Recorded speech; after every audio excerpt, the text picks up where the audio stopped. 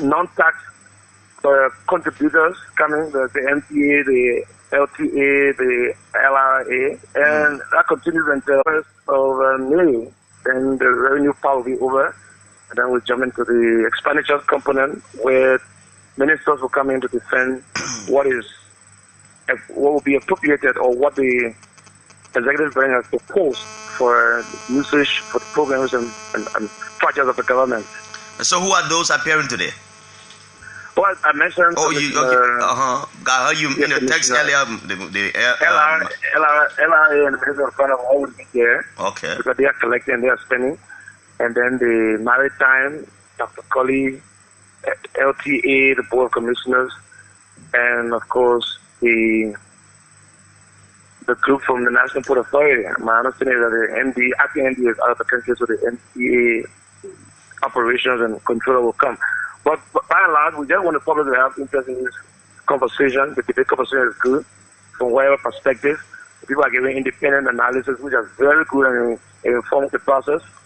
So the budget hearing is always open to the public, right?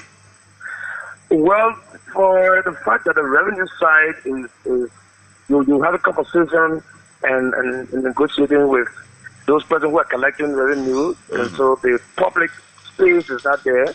It's in the conference room. We don't have the sufficient space. Like the expenditure part where ministers will come in a joint chamber, the public will be invited to hear how they will be spending government money and what value they will put on spending government money.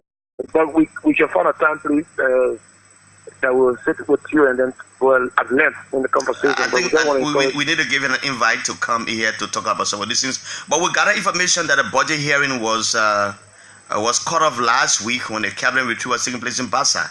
How can you confirm that, and why was that? You're correct. You know, government is about cooperation, coordination. So the executive branch has written that most of those actors, principal actors, heads of public corporation, including all appointees, will be in the channel for the retreat. And if you have a retreat going from Thursday throughout September, Wednesday, Thursday, Friday, practically you have nobody in town to answer questions you need to ask. And some of the instances you don't want controller coming in, the controller are back off to their ministers and they were taken to the cabinet. Okay. So they asked us to defer it to yesterday, Monday. Of course, yesterday was a health exercise. Minister of Finance, headed by locally. Tomorrow was there with the Controller General of the LRA, Frida Stewart Tamat, and all of the staff or back support staff. And I think a very good conversation. So we're looking at what FPRs can contribute, what LRA can contribute, LRA, RRA, LTA, down to NOCA. NOCA is projecting the budget to raise about 300,000. Can they do that?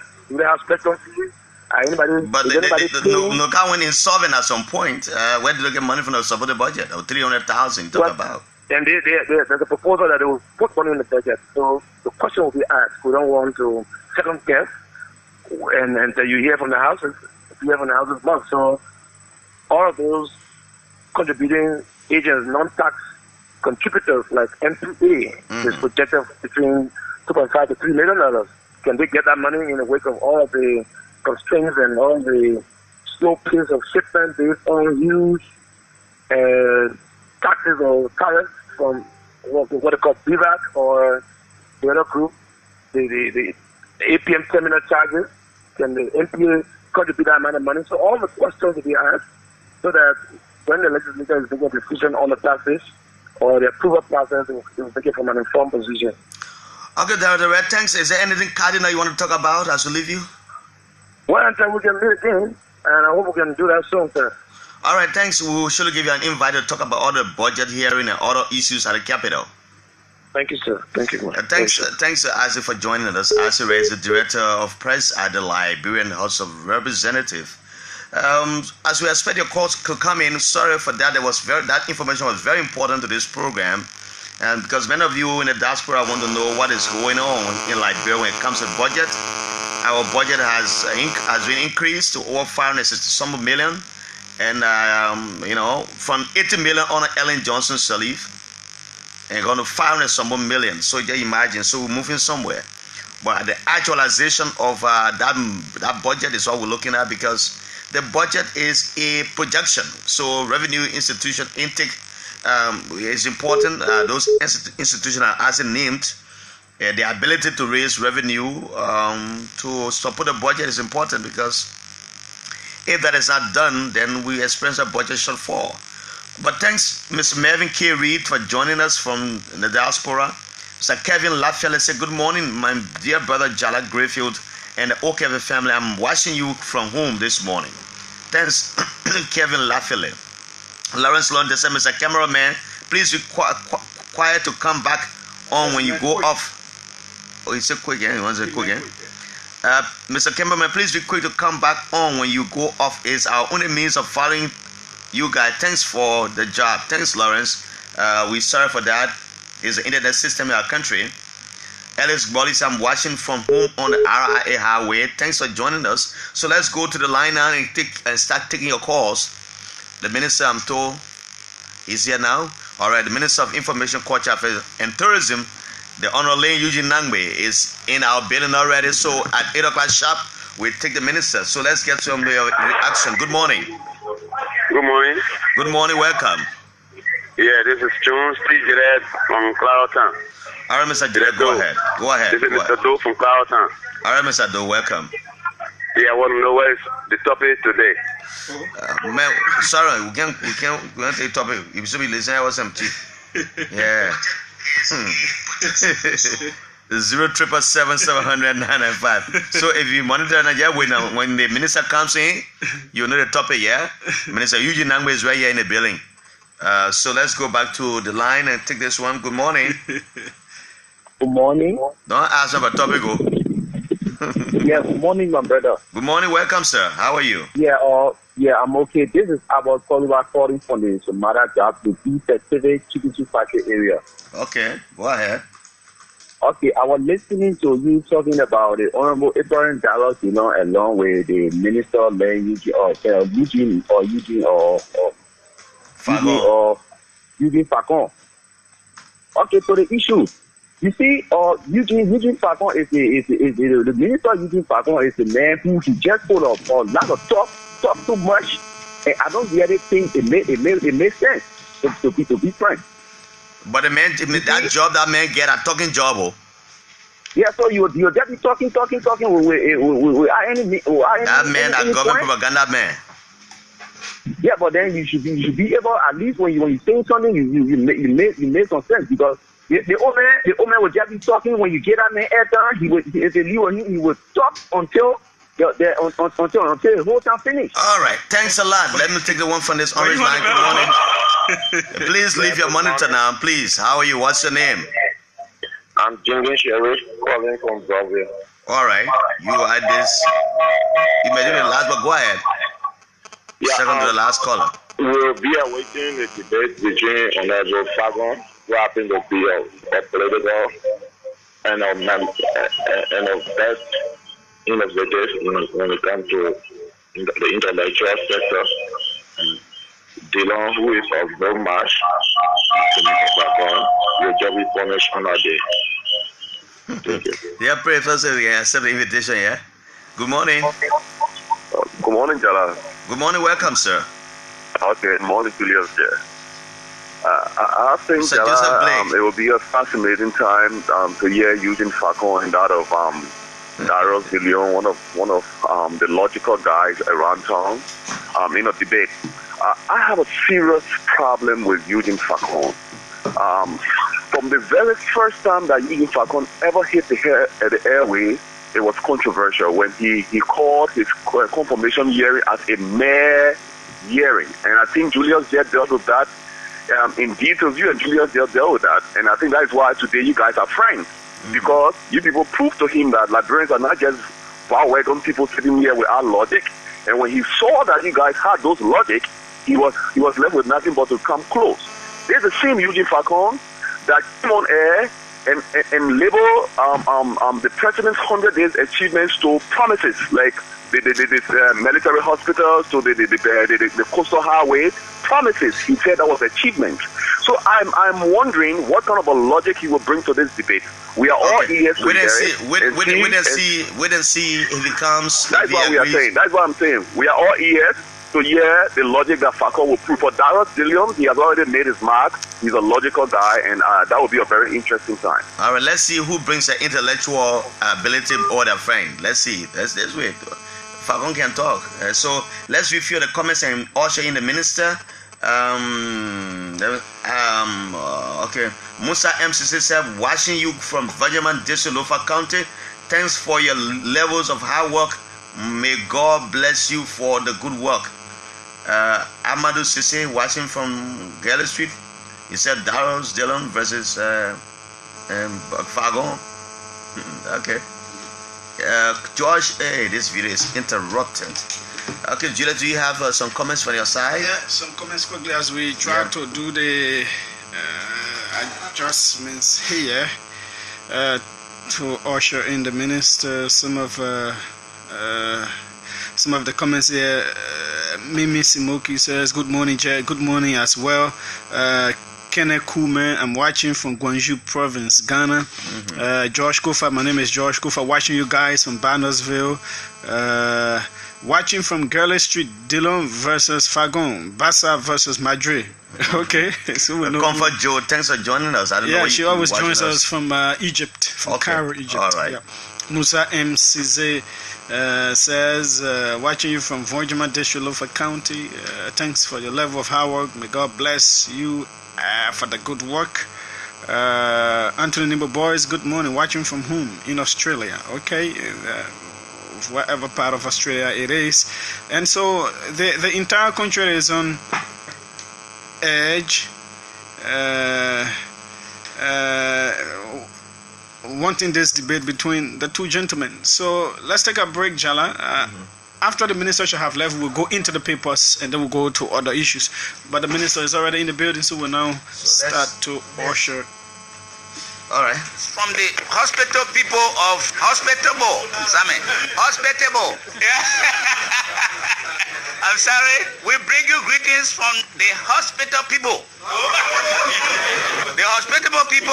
That was a joke. The hospitable people of district number 17. We bring you greetings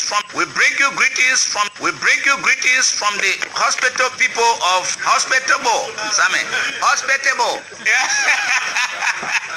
I'm sorry. We bring you greetings from the hospital people. The hospitable people. That was a joke. The hospitable people of district number 17. We bring you greetings from the hospital people of hospitable, hospitable. Yeah. I'm sorry. We bring you greetings from the hospital people.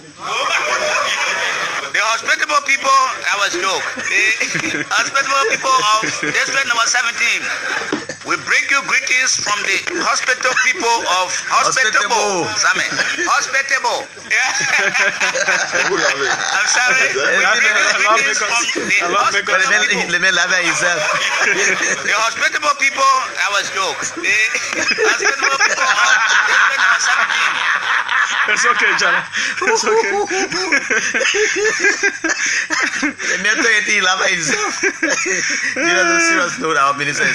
Yeah, we have Liberia's information minister. We're entertaining the minister small. Okay, we have Liberia's information minister here now, Eugene Nangbe. Good morning. Welcome, sir. Good morning, and again, I must say thanks for the opportunity granted for me to appear on your platform. How is life?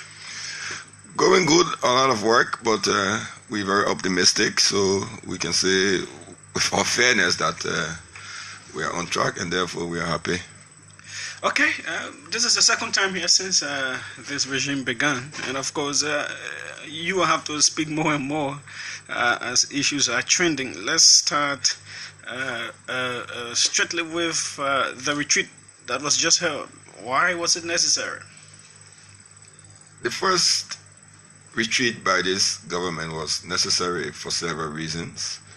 One, the government came during the middle or at the tail end of the budget execution process, the fiscal 2017-2018 budget, We had done a recast of that budget and allocated funding savings, from the recast, allocated those savings to some priority projects, during the first phase of our government, the first 5 months. So we wanted to review where we were with those, and also to, as we look back, to also set the basis for the forward movement of the government. The president has articulated his vision very well, and that is to lift Liberians out of poverty, utilizing the resources that we have as a country.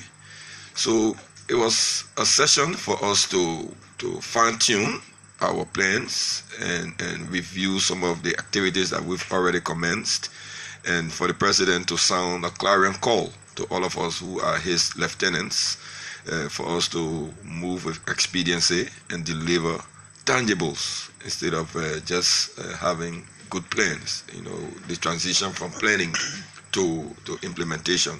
So it was a get-together for us to refocus, redirect our strengths, our efforts towards developing and delivering to the Liberian people. Now, a cabinet retreat, many things should be attended by cabinet ministers like you, but instead the entire country, those employing government were in Buchanan, which many saw as taking the working time of the government to Buchanan.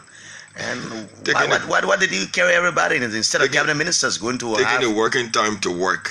Because we went to Buchanan to work, and we did work. We did achieve a whole lot, because without a focused approach, without a solid plan, without an articulated vision, you will proceed nowhere. So yes, Buchanan included other members of the extended cabinet, because they are junior cabinet ministers, who are deputies, who are assistant ministers. They are also parastatals that we call this is why we describe the government officials as marked ministers, ministries, agencies, and commissions. So we had the full cabinet. Now the president has his main cabinet, the cabinet ministers themselves, those who attend cabinet, those who are at the top tier. That doesn't mean that with our deputies, our assistants, and with other members of the government, including the parastatals, we can achieve anything. It was a comprehensive meeting so that the government can plan comprehensively and deliver. Because, like the president said, we have no time to deliver to the Liberian people. We wanted to refocus, realign our plans and objectives. So there was no time wasted. We were focused. We managed the timelines very carefully. And as a result of all of the deliberations that we had in Buchanan, we can now say that we are on a clear path for implementing the president's vision, which is the Pro agenda for prosperity and development. That came after 100 days. This particular retreat came after 100 days, and it appears to many, especially your critics, that in your first 100 days, your government didn't achieve anything significant. Well, I will have the opportunity to catalog all of the achievements that we have made, because when the president took over, he articulated a general vision. And aside of that, when the recast of the budget happened, there were some projects listed. As you will remember, we listed several projects for implementation that we call the Pro short-term projects. So if you want to check progress, you have to check progress against what was promised. The president made several promises under the recast. We allocated funding for payment of WIAC and YS fees. You can check where we are with that. I think we are about 90%. All the monies are available once the names of those students who took WIAC and YS are verified. Payments are made. We also committed funding for the University of Liberia's digitalization program, digital registration program, and Wi-Fi. So I want to list, because you see people say we failed in the first 100 days. So I'm enumerating all of those things that we set out to do in the first 100 days, and then where we are with those. But there are areas we have concern. For example, on the payment of the WISE fees, it has been coming up that you have not actually paid the total amount yet. But government's resources must be expended properly in keeping with law. So once there is a verification, the names of those students who sat the text are sent for processing, and once that's done, the payments are made. So as far as we are concerned, funding for that is available. The payments are only being made in keeping with the PFM law. So yes, if there is a particular school that didn't submit the names of the students that sat WIAC and YS, we're not just going to throw money around. So there is an ongoing process that the critics need to look at. So there's no lack of funding, but there is a procedural matter, a legal matter that we have to follow. So the Minister of Finance under the PFM law has an obligation to go through all the steps and procedures that are required for payments to happen. So there is an ongoing, I think at present we are about 75 to 80%. Okay, done. so what I'm understanding... the 20% hasn't been paid, not because the government had not made the money available, but it is not been paid because there is an ongoing verification process in keeping with the public financial management law. Okay. So if I was a good critic, I wouldn't even mention that because the monies for WIAC and YS is available and the payments are ongoing and so, are very effective and are in keeping with law. And so those mentioning that aren't good critics.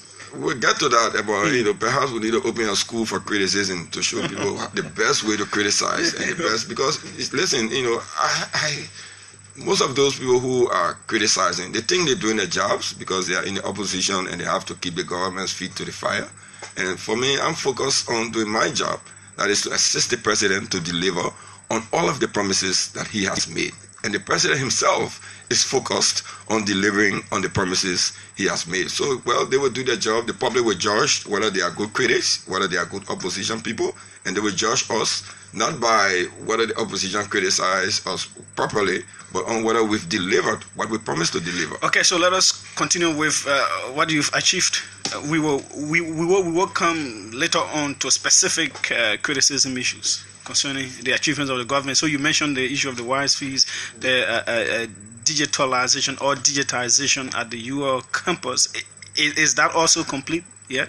It's an ongoing project because there were some procurement-related issues, so there was some delay.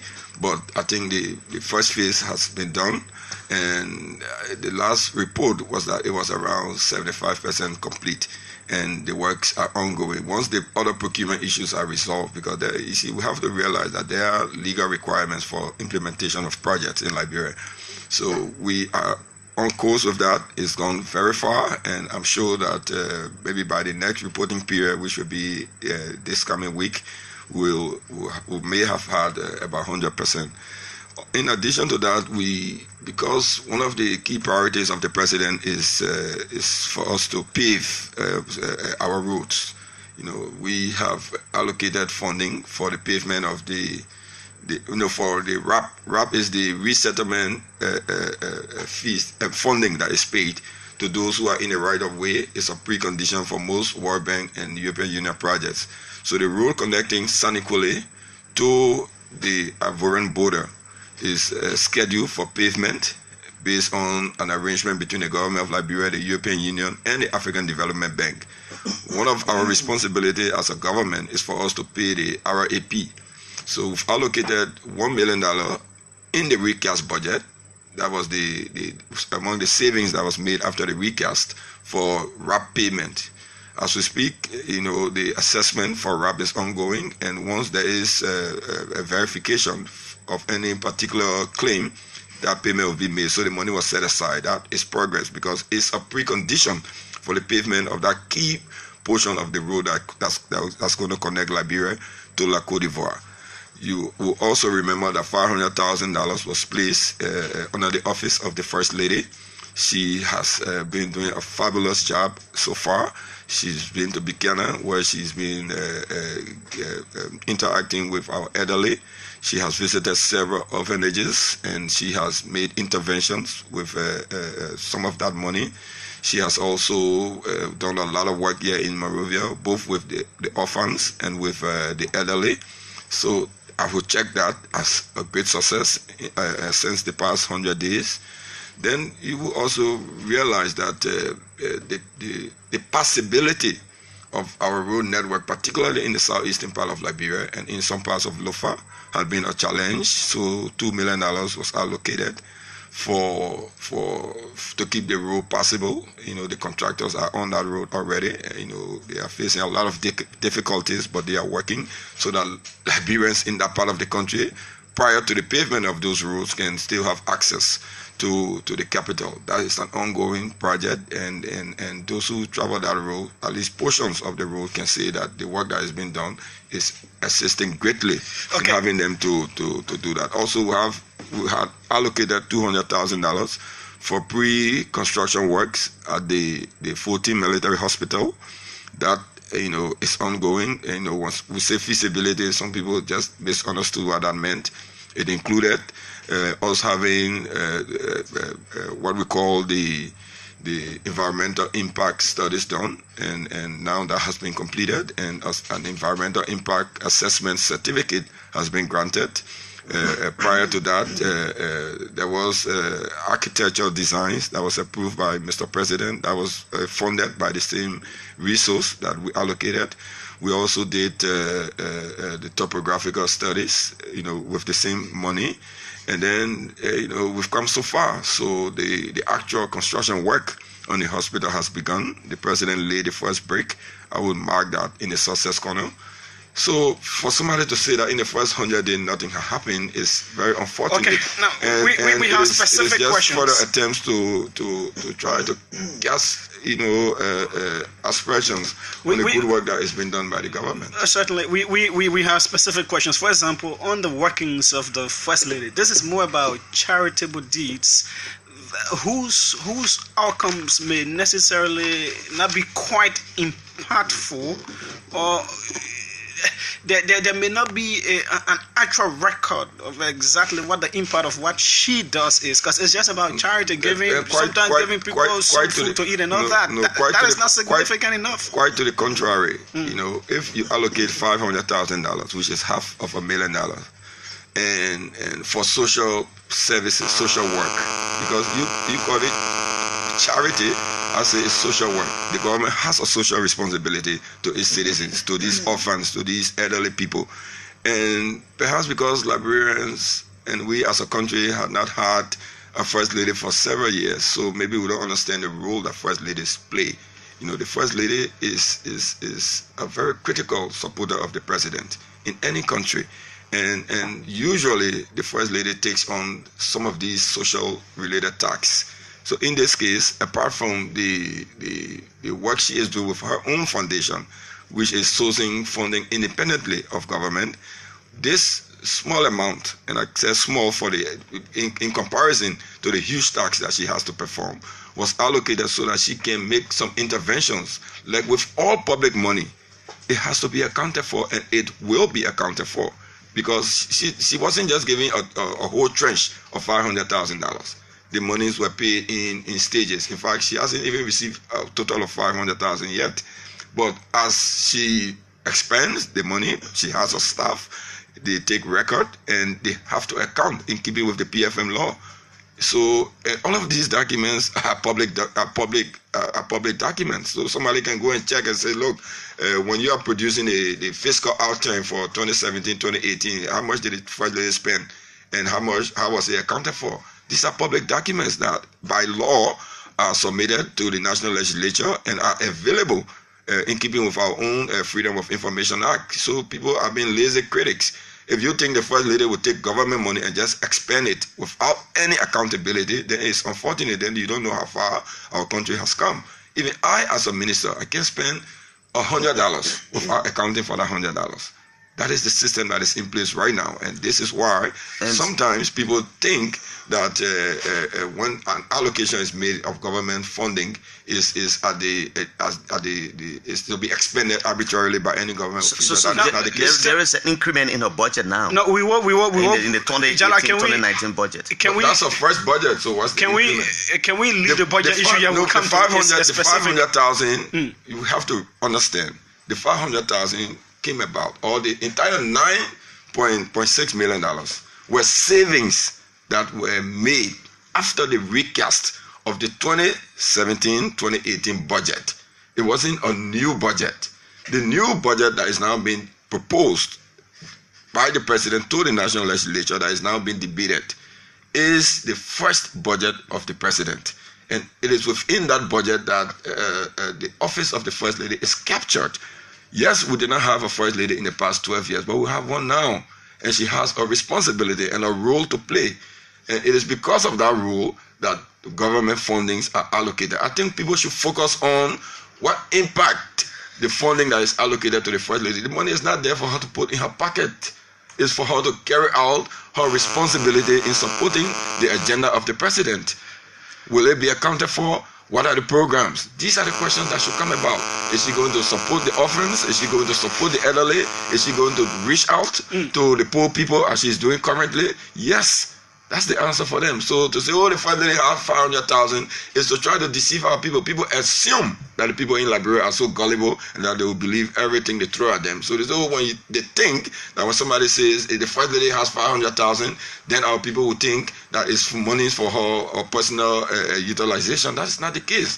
These are monies allocated within the budget of the government so that she can expand and extend her outreach to the poor people and to the vulnerable people and to those who are in greatest need in our society. Okay, now still on these projects, you mentioned the military hospital. Most of these projects, there is no timeline attached. It seems like a clever attempt to escape from people holding you to account as per a specific time that you're supposed to do something. That's one. Two, you're highlighting the situation of a military hospital. You have existing hospitals with a huge number of problems and issues always arising, hyping all of the praises about a military hospital when you have a healthcare system that cannot take care of itself. Means you are not significantly doing anything different. Quite to the contrary, we are doing things very differently and in a more proactive and positive manner. The timelines for the military hospital is very clear. It has been. This is why I said people have to go and utilize what are public documents now, because the president was clear when he said it, that we expect the hospital to be completed within a year or less.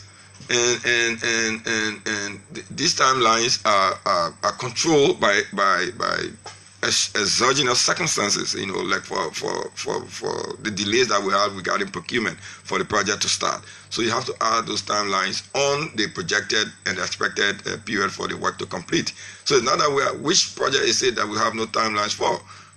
I'll give you an example of the University of Liberia digitalization project.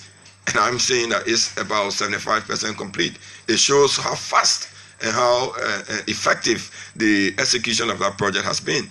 And in addition to that, you mentioned the hospital situation. Government has to be multi-dimensional. We have to do several things at the same time. Because there is a problem at JFK, doesn't mean we can attend to the needs of the people in Bokonjire. If they require a clinic, we have to multitask while we're facing the situation at JFK or the situation at Redemption. It doesn't mean we cannot address the situation that we have in Bokonjile or that we have with our military people not having access to health care, and we are making a whole lot of demand on them. And, this situation was exacerbated by our troops being in Mali. Some of them came back. We all were crying about how they were treated. So the president, in his wisdom, decided that, look, if we have an exclusive military hospital to cater to the needs of our men and women in arms, including the paramilitary, it will be an impactful thing. But also look in the budget, what's happening to JFK. People say, why you didn't throw more money at JFK? Some of the problems at JFK is not just lack of money. So the new management of JFK is conducting an assessment a needs assessment for GFK, so that, you know, once we are about to deal with that problem, it will be comprehensive. So you don't just throw money at a problem without firstly doing a needs assessment. Like people keep mentioning JFK, and as if there's nothing in the budget about JFK, and there's no plans for JFK. And your opponent, and because there is JFK and there is a problem at JFK, we should not tackle any other problem in the health sector. Mr. Minister, your critics, especially those in opposition, were saying that this is a mixed priority. The military hospital which you have waited, and you cater for the needs of the people at the JFK, Jacinto Hospital, and other areas in the health sector that we address. Then I see why they weren't elected. You tackle a military hospital which should not be a priority of your government. But why should it be a priority? Because I was saying that a government should be able to multitask, to do several things at the same time. In fact, a plethora of things. If you, as an opposition figure, if you're saying that because there is one problem in another area, you shouldn't tackle the other problems, then I'd see why the Liberian people did not give them the mandate, you know, because the Liberian people realize that for our government to function, for us to deal with the many problems we have, the government has to be multifaceted in its approach. We have clearly listed our priorities. We say the priority number one is to fix the infrastructure. At the top of that is roads. We also say health. We said agriculture and education. So you have to measure, and those were the things that the president campaigned on. He campaigned on those pillars, on his 4 pillars. So if he campaigned on those pillars and the Liberian people gave him the mandate, should he now come after being elected and throw his platform away? No. And this is why we've done the next thing that every responsible government should do. After winning an election, the president has articulated his national vision. We now have to take that national vision and put it into what we call a national development plan. And this national development plan that is being developed, people say, oh, why he didn't come to power already with a plan? He came to power, he had a platform. But upon assuming the mantle of authority, he becomes president for all Liberians. All Liberians now have to have an input in the development and the formulation of the national development plan. And this process is ongoing at a high-speed pace. So much so in fact, it will be a record breaker for the first time within about 6 months or perhaps less.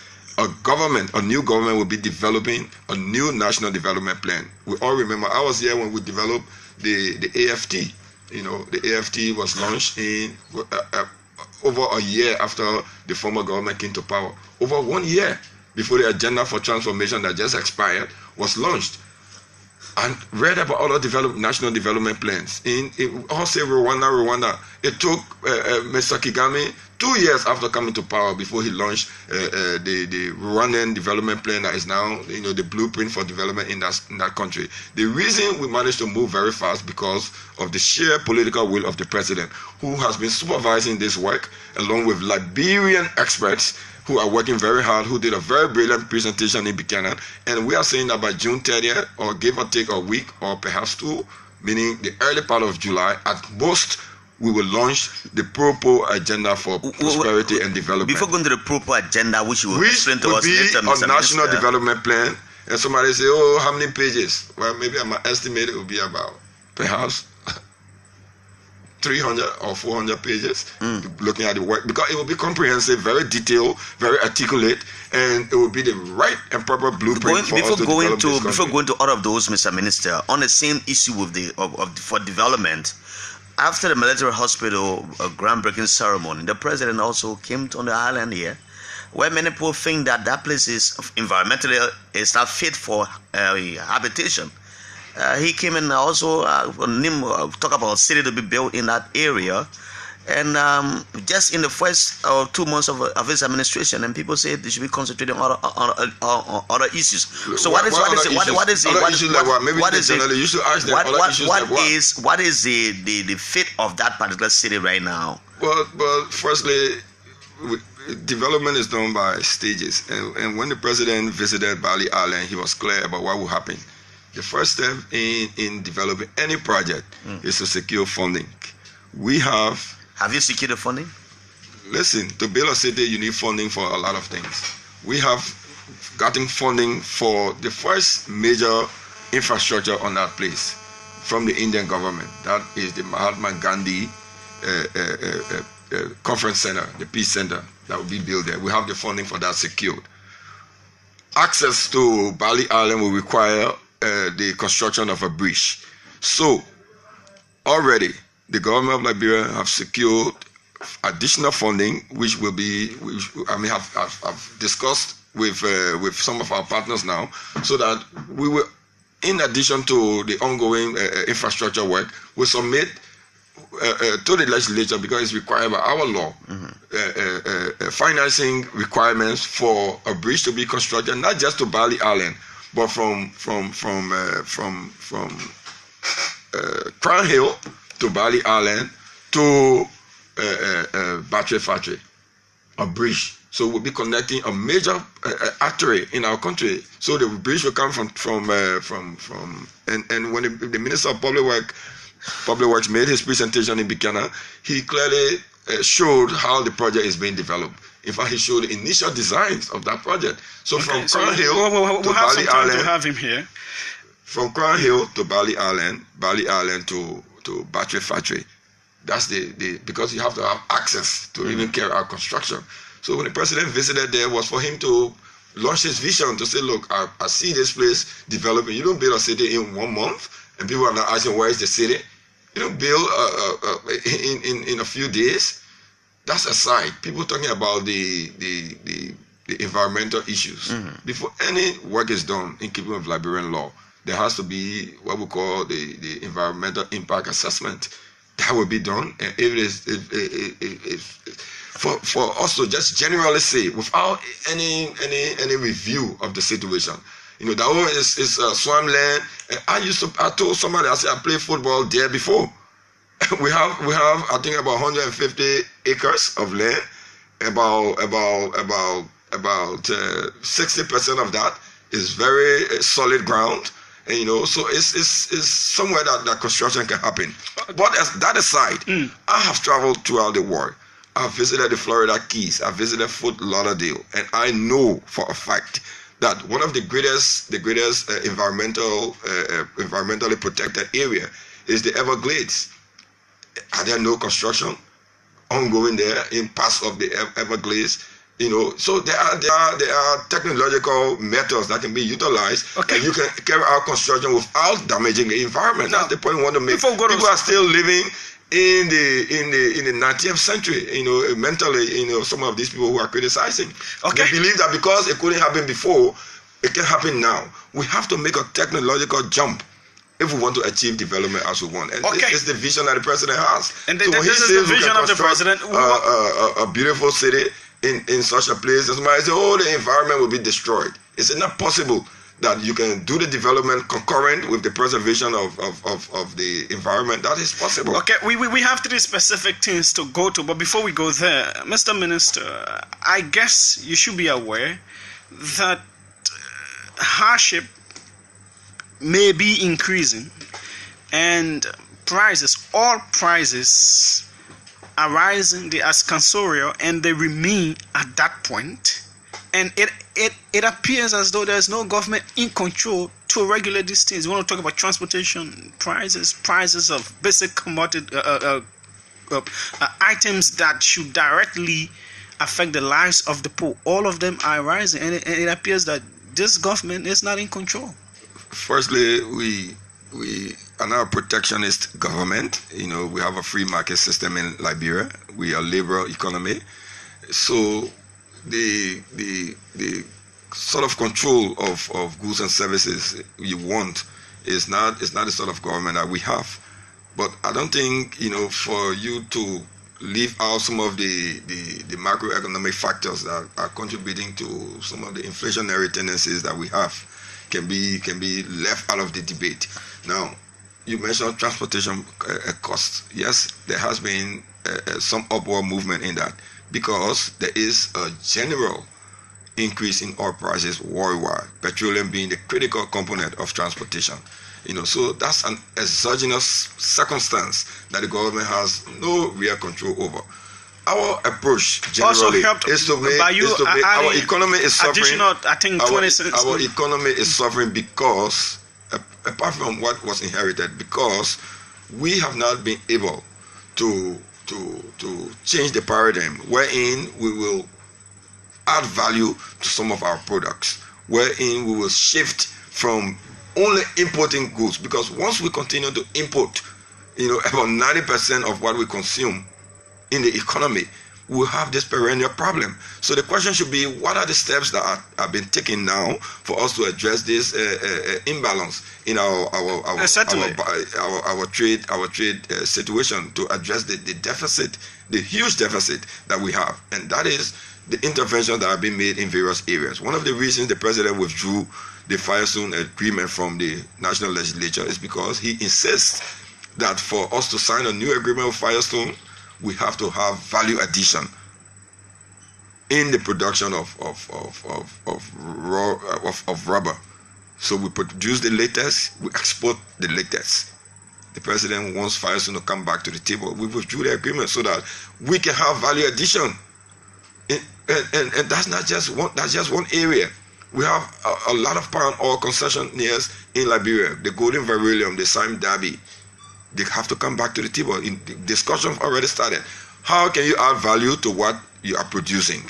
There is an ongoing program, and some, I will speak about agriculture a little bit. There is an ongoing program with the World Bank to help expand our cocoa sector. Ivory Coast is performing well because of cocoa. We have the same topographical conditions, the same climatic conditions.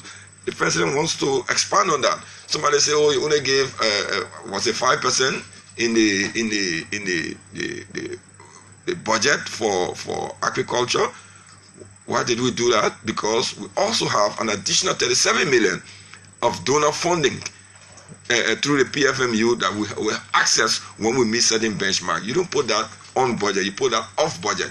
So those who are criticizing the budget, because in the budget notes, the Minister of Finance presented that very clearly. If people choose not to see that on budget, we have 5.6% for agriculture, but off budget there's an additional 26% for the very same sector.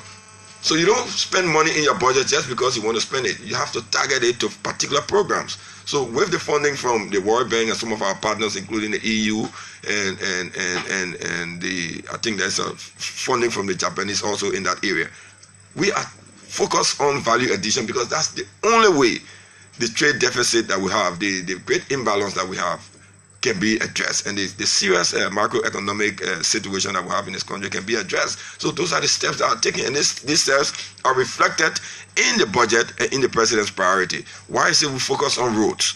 Because if you can have access to the most productive sectors of your country, the hinterland, where people produce goods, perishable goods, and they get rotten because of access to market. These are the things we have to address. And the way to address them is to deal with measures, sir. Hold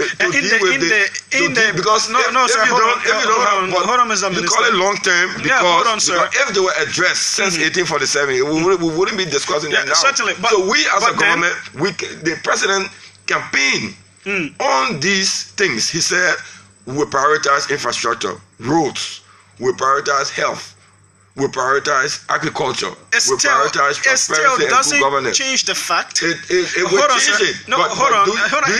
He didn't come here with a magic wand. Yeah, but he came to do those things that are necessary to change the economic situation in the country. Certainly, but is he not doing what he promised to do? Then you can hold his feet to the fire. Now, we have a situation with the very small issues, and those small issues are that the very poor people who overwhelmingly elected this government are feeling the pinch. You have left these people to be exploited by business people. Prices. You are going to a second level. That is not true. No, in fact, but how can you say it? It is not true that we have left. No, you made a specific statement.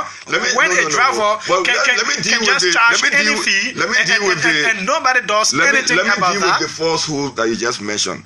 That we have. You made a categoric statement that we have left the poor people to be exploited. It's not true, because some of the price hikes that you are mentioning have been dealt with. Those that are outside of the boundaries of regulation have been dealt with. The Ministry of Transport published the price control situation already, but because of the increase in the global, I don't know about that. It has been done severally. And again, with the change in the dynamic, including in this case with the change in the global price of petroleum, it has to be adjusted again. That is a reality. So you keep saying it's a short-term measure, but if we don't address the fundamental issues, these things will continue to recur and recur and recur and recur because they were left undone in the past. So now, for you to handle it's a macroeconomic situation. For that to be addressed, you have to have the solutions that are required, and those are the solutions that are just articulated. And so we have to deal with the fundamental issues that are affecting our economy. Electricity. The fundamental issues are that we import more than we consume, far more. 90% of what we consume in Liberia are imported. If we don't address that imbalance, we will continue to have to be at the mercy of international. But still, so how do you deal with that? What about reducing fees at the port of entry? What you are trying to do is an artificial reduction. What we want to do is real.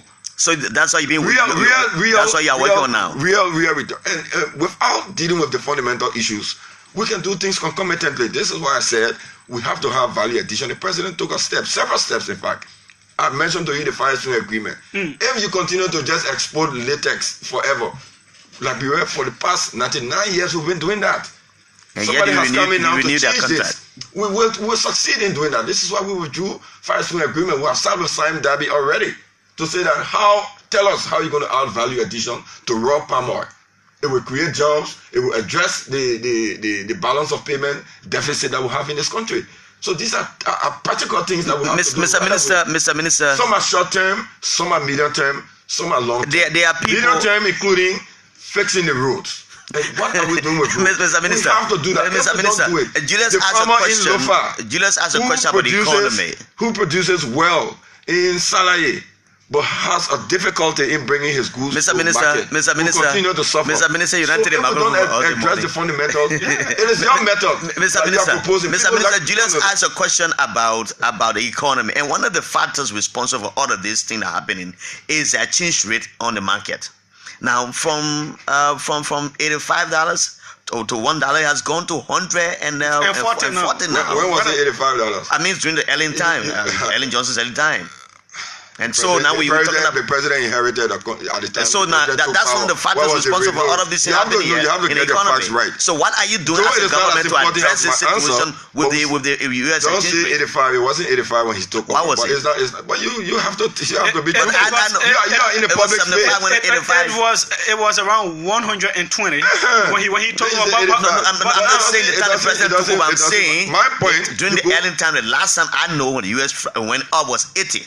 Well, but I can know again because you're knowing it the right way right now. Okay. So what I want to say is that it comes back to the economic and fiscal peculiarity, a monetary peculiarity that we have in Liberia, is that we have a dual currency, which is a matter that has not been addressed. That is coupled with the balance of payment deficit that I just mentioned. That we continue. How much do we spend every year on importing rice in foreign exchange? The last time I checked, it was over $200 million just to import rice alone. When you add other goods and services that we import, we can only address that imbalance if we address the fundamental constraints, the rudimentary constraint, which is one that we have a weak export sector, and that even those things that we export, we have no value addition. So the government has to take a step to fix that. Because to try to artificially bring the exchange rate down will not work. It makes no economic sense. It's illogical economically to say that by an edict from the government you can bring the exchange rate down when all the rudimentary economic factors are not aligned properly. So what are we doing to address these issues? Is what you have to ask me. And I have been articulating that we are focused more on value addition to our natural wealth. We're also focused on expanding more and more into agriculture. I just mentioned to you a program which the president, this is why he went to La Côte d'Ivoire, to say we need to borrow from you. How are you succeeding? Now the Ivory Coast is producing about 60%. Ivory Coast and Ghana together, they are producing over 60% of all cocoa exports in the world. Can Liberia, with the same climatic and topographical conditions, not do the same? And what are the steps? When we had a meeting with the Vice President of the World Bank, Mr. President said that, look, all of these things you guys are saying, how can you help Liberia get to this level? We have farmers who are efficient, who can work very hard. We have to mechanize the operation. And these are the things that we have put into the President's plan. And what is the first step of his plan is this new budget. It's the budget that has articulated his vision. And it is through the budget. The budget is the instrument that any president should use to execute what he has as his vision. Okay. And this is what we are doing. Okay, so let us move faster because you don't have a whole lot of time here. You're supposed to be running out to somewhere else. So one of the and I want to choose my words carefully, but one of the failures, I should put it that way, of this government is your inability in your first 100 days to have properly conducted the by-elections that should have replaced the President Weah and Vice President Joe Howard Taylor. Firstly, I'd like to say that we don't have a constitutional crisis.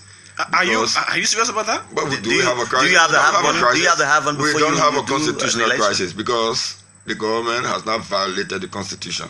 The government hasn't? Constitution, because we haven't. You know, we've been funding the elections. You know, there is a logistical constraint that happened. The institutions, the apparatus of the government, is prepared and capable enough to address some of these things that when they come about. So they will be addressed. It happened in 2014. Did President Weah get elected as senator in the time frame as prescribed by the Constitution? No. Did the country break down because of that? There was an exogenous circumstance that caused that to happen, and the institutions of government dealt with it very effectively. So yes, I've seen the press release from the United Party leadership that the government has violated the Constitution. No, but assuming they believe in what they wrote, there is a recourse to the law for you to address constitutional violations. So are you still committed? Are you still committed in holding this by-election? But we have been spending money to do so. You know, there was a so how soon do we expect it to take place? Listen, the executive branch performs its function. Firstly, nobody budgeted in the past budget for by-elections. There's nowhere in the budget. You can take the budget and look. In the recast? 2018. Okay. Though, because people assume, perhaps, that Mr. Weah wasn't going to win, and Mrs. Taylor would not have become the vice president. So they didn't put anything in the budget, because if there was good budgeting by all of us, including the national legislature and all of us who saw the budget going into preparation, we should have anticipated this incident or prepared for it. There's not a cent in the budget. No, because we cannot throw blame now, because the leadership of the United Party apparently is forgetting that this budget that we are operating on is a United Party budget. Is there any cent in the budget for by-election? So who caused the violation? If there is one. But you still had an opportunity to have changed it, because you were able to recoup 9.6 million. Yes. That for a government that promised to tackle that you targeted to other things, and that because means that is our priority. And so you never saw the election as a priority. No. That's why it appears like there is a chart. We have our priority, or list of things to do, and carrying out the elections is one of them.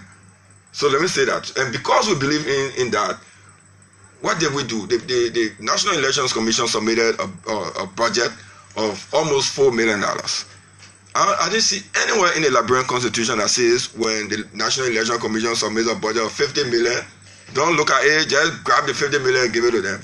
So the Minister of Finance, in keeping with his fiduciary responsibility, reviewed the budget and said the budget was too high and it would not be funded at that, and initiated discussions with the NEC itself. It was reduced to 3 million. The negotiations continue, is now come to 2.5. Our international partners, particularly in this case the UNDP, say, okay, we give 5.9% of that. 5.9 million of that amount. So it means the government will pay around 1.8. Okay. Already, some of the things have been made available to NEC. There's not a interest. We can even we have to clarify these things, I beg you. He needs to speak to somebody. People keep going around and say, the government said no money. The problem with this election is not lack of money. The government has been paying the money in keeping with the cash plan as submitted by NEC to the Ministry of Finance. But that's not what the National Elections Commission has said. It has said it is a lack of funding. I'm speaking on behalf of the government of Liberia. And because funding was not available at a particular time. That's why you actually go ahead, sir. But so the Constitution said that if next year 4 million, we should just grab 4 million and give it to them. We so, just had an election but why did he give the little one that was available at the time? So why did the 4 million now come to 2.5? There seems to be confidence crisis here. It's not a confidence crisis. There seems to be it's the a job of the Minister of Finance between to the national these budgets, particularly these off-budget requests, because it wasn't in the budget. Okay. These new requests coming outside of the budget, to review them is in keeping with his legal responsibility. Julius, we have to, so based on his review, we have to have the public participation. Now, the budget is now 2.5 million from 4 million. So what happened to the other 1.5? What if he had just paid out that money? It means the people of Liberia will be losing 1.5 million to something. Okay. When he based on his critical review, and also in keeping with that, he managed to sit with UNDP and say, let's review this together. Okay. Now they've committed, because of the soundness of this new review, they say, okay, we'll put up some of the money. So we say he's managed to save the government about $2 million. Okay, he has managed to do that. Will pay only $1.9 million. Eton financing. Or 1.8. Eton financing. I think people should be singing praises to Minister Tuet. Instead of trying to because he just saved the country $2 million. So what the Eton financing thing? Now let's go to Eton financing. The $536 million from this company, Front Page Africa and other outlets have been reporting about the financial standing of this particular company. That the Boeing got money they don't give it. So why wrong with that? You say the Boeing got money. That was the first so when they get the money, they'll give it. Front Page Africa they didn't report once. They report severally. First, they say the company doesn't exist, and the agreement was secret. We have laws in Liberia. What is the procedure? The president receives the financing. First, we do an MOU, a general agreement that we want to discuss. We want to do this project. The Minister of Justice, the Minister of State for Presidential Affairs, the Minister of Finance, and the Minister of Public Works sat with these people and drew up the MOU. Came back to Liberia, and the president made the announcement. Prior to that, the president said, we will construct a coastal highway. His commitment is still to that. To construct a coastal highway, you need money. So he did the second thing to send his ministers to find the money. We found the money, and now we have a financing agreement that the president has transmitted to the national legislature. Okay. Then the same people who say there will be no money, in fact, the deal under the table, who made the document public. Mr. Minister, asset declaration, please. Before you go to asset declaration, he said it was a non-existent loan. Now we have submitted the instrument to the national legislature for ratification in keeping with law. Then you come and say, oh, the people, they ain't got money. What was discussed in the cabinet with asset declaration? It's in the agreement. Did they read it? Did they publish the agreement for the public to see? No. Only negative things they're trying to okay, now, so follow this, sir. Our job is not to focus on negativity. Our job is to deliver. Okay, now and this is why the president is there is a whole lot of interest in this. But Mr. Minister, let me ask you this last one. President George Weah at the cabinet retreat talked about how junior ministers, there should be unity in government and all of that. Yet, sadly, too, he did not highlight, in the interest of transparency, which you claimed earlier was a pillar of this government. One of his pillars. One of his pillars. He did not highlight the significance of asset declaration, just as he highlighted the significance of people having respect for one another in government. This is a disappointment, a slap in the face of transparency. What slap? Because there is a law present, on the books. Yeah. The president has not violated the law. The laws allows him up to July to declare his asset. So it's within the ambit of the law already. If there are other interpretations by this very law, by but should you government officials be waiting for July? I mean, I just cannot understand this particular rationalization. For me, even when July comes, I personally will not declare. Why? Again, because I did before. The law is very clear. You are in new administration. The law is clear. If anybody, after 3 years.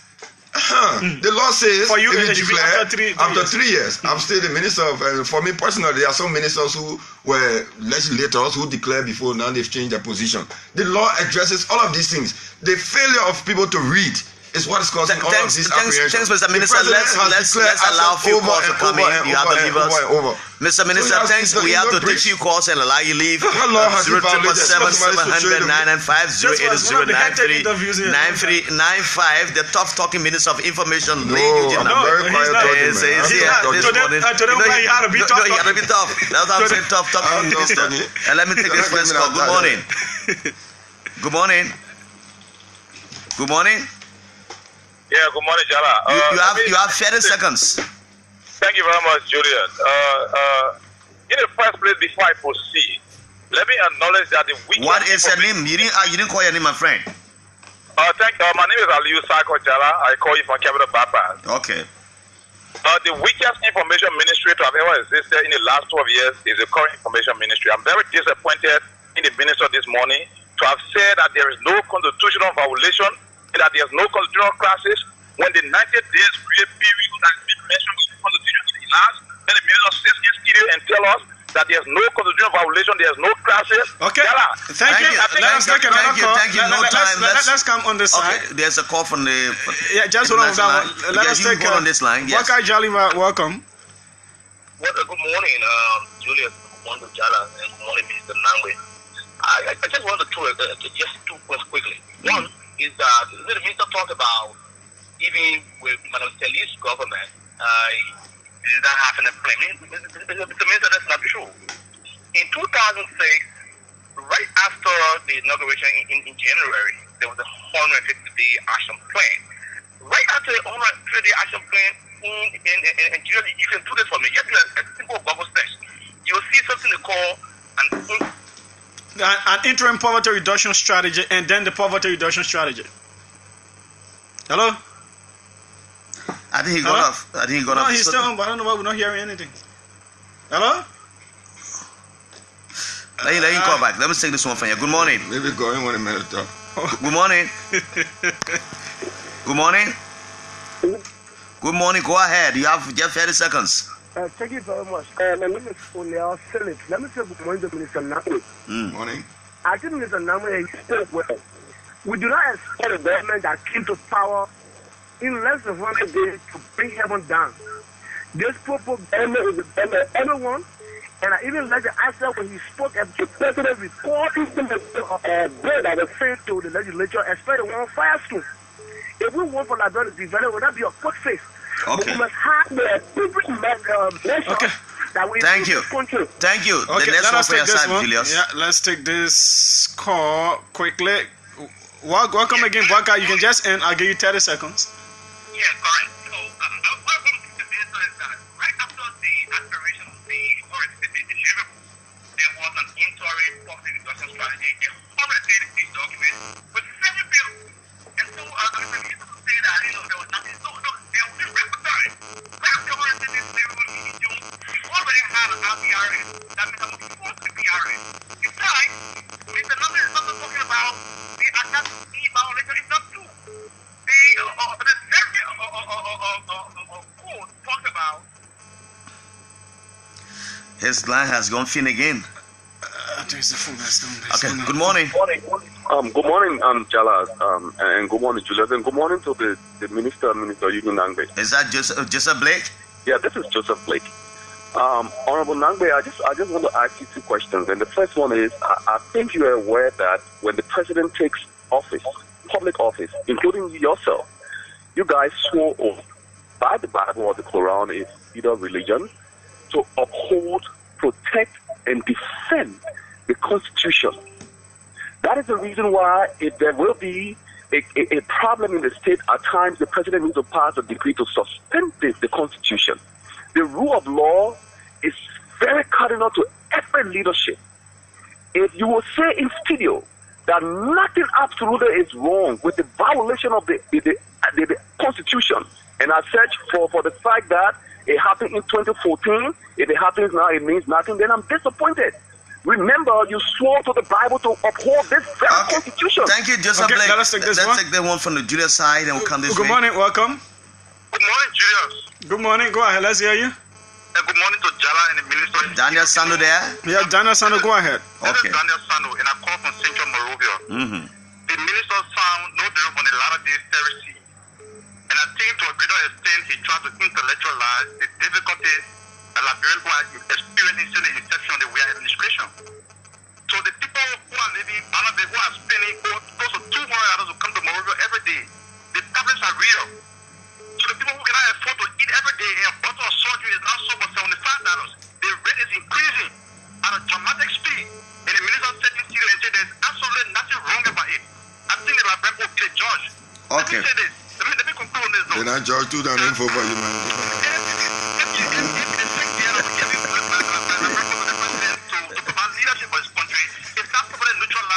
Okay, thank you, Sandra. Thank you, Sandra.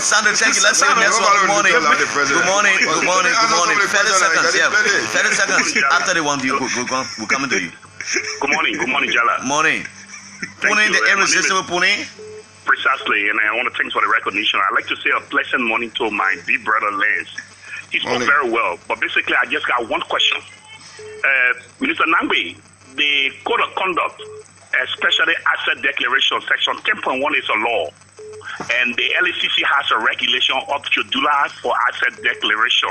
My simple and elementary question is, why should a regulation supersede a law? Why should a regulation supersede a statute? Thank you. Mr. Nangbe, it's up to you to respond to some of these assertions. Well, let me just start with the last one, and I might require more time. Firstly, the asset declaration law, which is a portion of the code of conduct. In the entire code of conduct, it doesn't say that the LACC should be the one to supervise asset declarations. You can check it. It says the GAC. But as a practical matter, the GAC and the LACC signed an MOU, and the GAC delegated that function to the LACC. Why am I mentioning this? It was because after that delegation of function, that the LACC crafted a time frame. But in the very code of conduct, it says that if you've declared before and you change your position, there's a period for you to declare again. It's in the law. Now, all these people, I don't know whether they are afraid to you. That we are in a democratic dispensation. If you believe that there is a violation, because if anybody comes to me as the Minister of Information who declared last year to say I should declare again, I will challenge them to the legal process. Because, there's not... I can declare 100 times, and somebody can say, declare again tomorrow. Maybe I'll be declaring every day. So we have to declare in keeping with the law. If you see that there is, or believe that there is another interpretation of the law that contravenes my interpretation, there is a recourse. Let's utilize it. And then I want to go to Baka Jaliba. I did not say there was no. I said there was no national development plan. I named the national development plan AFT. I said in 2011, the president won the election. She took over in 2012. In 2013, before we launched the AFT, before it was launched. So what stops this new government? It's a continuation of, a continual process. Yes, you had an interim poverty reduction strategy, but interim poverty reduction strategy was being developed under Judy Bryant. But as the leaf came, she inherited that process and continued it. We are saying that we inherited a process. This is why we would, within 6 months, launch the new national development plan. That is, and we have support for this, from UNDP, from our partners. I'm saying that the time frame that you are giving us to say we should have had it before coming to power is not the method in which one develops a national development plan. Mr. Minister, the spokesman of the National Elections Commission, Herman Flomo, has a concern. Let me just have him for 30 seconds. Good morning, Flomo. Good morning, Jallah, and good morning to the Honorable Minister. It's to you. Flag out your concern quickly. Yeah, my understanding is that the issue of the 3.9, how it got down to 2.7 came out because I didn't really listen. So if I'm on course, then I would love to say that the reduction was not due to any reason for which probably somebody may want to misinterpret. It was about law attempts being... Is he misinterpreting? No, I just said I did not listen. I'm saying the 3.9 being reduced to 2.7, we have been trying to explain how did the money come from 3.9 to 2.7. That's the point I'm making.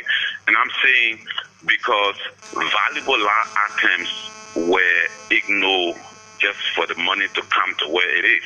For instance, we should have replaced lost voter cards.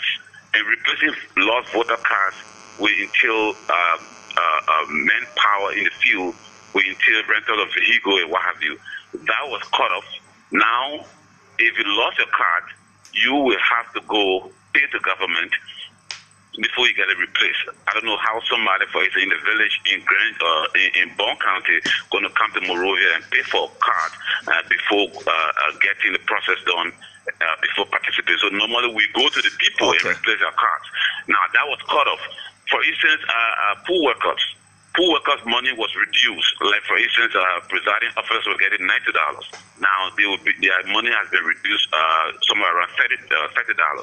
All right, that's another issue. So so there were reduction of activities and not necessarily money being. Thanks a lot. We will have you here someday to expand on this, Minister. I agree with the man. At least he agreed that there was a reduction. I didn't say anybody tried to steal money. I'm saying we based on the scrutiny of the budget by the minister, we achieved some reductions. Let us squeeze a few more calls. But I haven't even responded to the first. And you brought two different persons. And I was saying to Mr. JALLAH that I did not say that there was no interim. But even this government, we had a 100-day plan that I just explained how we implemented that. But I'm talking about the National Development Plan, that is the National Blueprint for Development. The Pro Agenda for Prosperity and Development will be launched by the end of this month, will be completed by the end of this month, and then the president might launch it early July. Also, people keep saying, I say there's no constitutional crisis because our constitution is created in a way to address what is a constitutional crisis. I think there's a definition of terms issue here. What is a constitutional crisis? We have a history of dealing with some of these extraneous situations that has happened. Because this thing didn't happen, and those who are apportioning blame, we who are apportioning blame should look at ourselves a little bit. If I inherit a budget that has no money for elections, and as a government now we have to go back to the drawing board and we have to make sacrifices, and this is what's happening. And this is why the ministers say we have to cut down the money because there is no budget line for by-elections in the current budget that we are operating. And so perhaps in the next budget we have to anticipate that and put it in the budget because the Minister of Finance can only expend based on budgetary appropriations. So this is the situation. If there is a crisis, if there is a constitutional situation, can our apparatus of state, the national legislature, the judiciary, and the executive, are these institutions not capable of resolving whatever situation there is? This is why I say there is no crisis. Yes, it's unfortunate that elections didn't happen on time. I didn't say it was right, but I'm saying to elevate that to a constitutional crisis is wrong because there is no crisis. The apparatus of state can deal with the situation that has happened, and we will utilize the apparatus of the state Mr. Minister, to handle these matters. Can we take you up to 9:15 because you say you had some engagement? Because the public concern is getting huge. Let's take a few more calls. Let's take George Wisner. Good morning. Welcome, Mr. Wisner. Good morning, Eugene. Morning. Mr. Minister, I see experience is coming to play over there because the young journalists are finally delivering. No, they're very good. Maybe we'll bring in the next other company interviewer. Get a chance to interview, my man. Not an interviewer there. But let me go to the man is a former interviewer. Let me go to the issue. Eugene, there is no way we can sugarcoat it. What the United Party? How these calls get trapping? Good morning. No, not my phone. I know. Good morning. Good morning. Hello. Good morning. Welcome. Yeah, Julia, good morning. Good morning to Minister Lynn Eugene Namwin. My name is Focus, and I call you from Monrovia. Focus Wilson? Yeah, this is Focus Wilson. I call you from Monrovia. Okay, with 30 seconds. Jala, let me say this clearly. Let me appreciate the minister. I mean, it's quite unfortunate, Jala, that some of our comrades who want to give blunt eyes to the reality, who want to chastise the minister. Mr. Minister, I can assure you, this government have come to this position with passion, with integrity, and to ensure to live and raise the livelihood of our people. We will not be deterred to ensure that we follow you and we support you. Whatever people say, don't be deterred, don't be distracted. I know President Weah, he remains very focused. Thank you. Of his people. Thank you, Focus Wilson. Let's say we're not saying fire. Good morning. No, before, just hold on, George Wilson. Fire, quickly. Good morning, Jala. Good morning, Julius. Morning. Good morning, Minister. Morning. Minister, thank you very much the way you spoke this morning. My only suggestion is, please talk to your deputy minister to speak like you. Let us speak to the issues. We're going to everybody to see. The man said, "God, everybody to see." So, thank you for your lesson, listener. The man enjoy the man do that. But that's not the man. Let's not go ahead. The minister is enjoying as a Jassy doing the thing, so enjoy the man. Minister Nambe, look, there is no way we can sugarcoat this issue. The fact remains that there was a clear violation of the Constitution. The government that you and I were part of, why it is true that the left budget for this government was not anticipated or money was not put there for election, this government has been assumed power, had the first and primary responsibility to fulfill her constitutional obligation. Did the government have that opportunity? Yes, they did in a recast. And they were able to save 9.5 million. If this governance issue was a priority, the government would have found the money. There is no way we can sugarcoat that. This is a governance issue of clear, flagrant violation of the Constitution. That the Constitution provides that there are remedies, there are institutions to resolve it. Yes, there are remedies. But just because it can be resolved doesn't mean that there was not a violation. Okay. In fact, it would have been resolved if it was not violated. On the second issue, and which is a question that I asked, is a governance issue again. The issue of the first lady having a foundation side by side with her function and receiving monies in the budget to carry on the office of the president. I just want to ask, how does she intend to walk this fine line considering influence, parting as a great issue on our Constitution? Lately, she was in China raising funds for her foundation to carry on charity. But she was there as First Lady of the Republic of Liberia, and it's difficult to divorce the two. Okay, thank you. Thank you very much, sir. We don't need to divorce it. They work together for the benefit of the country. Her foundation is helping some of the orphans, and then some of the funding from the national government continue to help others. There's no need for a fine line. She, as First Lady, will perform her functions, and she's doing it very well. So if she's sourcing funding from outside to help support orphan Liberian children and the elderly, I don't see anything wrong with that. You can argue with something that is positive. And let us take the final call, which is Representative Akaros Gray. Good morning, welcome, sir. Good morning, Julius. From the hospital people of Uganda, Rwanda. Go ahead, let's hear you. Good morning to my minister. I do appreciate the level of explanation, and I love the effective and efficient nature of the conversation ongoing. But let me just say to one of the callers, Mr. Falcon is one of the guys I really admire, and I deserve it. I don't think we sit in our government when people are going quarter and you expect the government to sit and just look at it. In every agency of information dissemination, you need such characters there. And I think we're doing a very good job. I said, man, enjoy it, man. Julius, I know you will not agree, but the fact of the matter with me. Akaros, Eugene brings a lot to the table. He's a maverick, yes, but in this new age of social media, sometimes you have to approach things and people keep saying this is the weakest information ministry. Okay, we have a weak information ministry, but a strong government implementing, making rules. We don't need a strong ministry of information. The government is working, but for those who think that they will go below, yes. Mr. Namba, let me appreciate you. I hope you will consistently do these things from some of these stations going around, maybe weekly doing it. It's very important that the people hear from you. And thank you. Thank you, Mr. Not talk 2 times. That may feel talking now. That may talking. But there's a concern raised here by one of our listeners, Mr. Kevin Dijo Matadi, is asking that your government was the one that recast this budget. I already answered that question. That question has come over. I'm answering now. Yeah. And so why did you put money in the budget for election? So if we're going to put money in the budget for election, you're going to say, why won't send money for JFK? So why if I put money for JFK, why would they put money for Doe Community Road? So we have a finite physical space to operate in, and we have to prioritize. The government won these elections on the promise that it will do things that will directly affect the poor people. So we targeted the savings towards those things. Okay, just for 30 seconds, Eugene Fagon wants to chip in. Go ahead, Mr. Minister.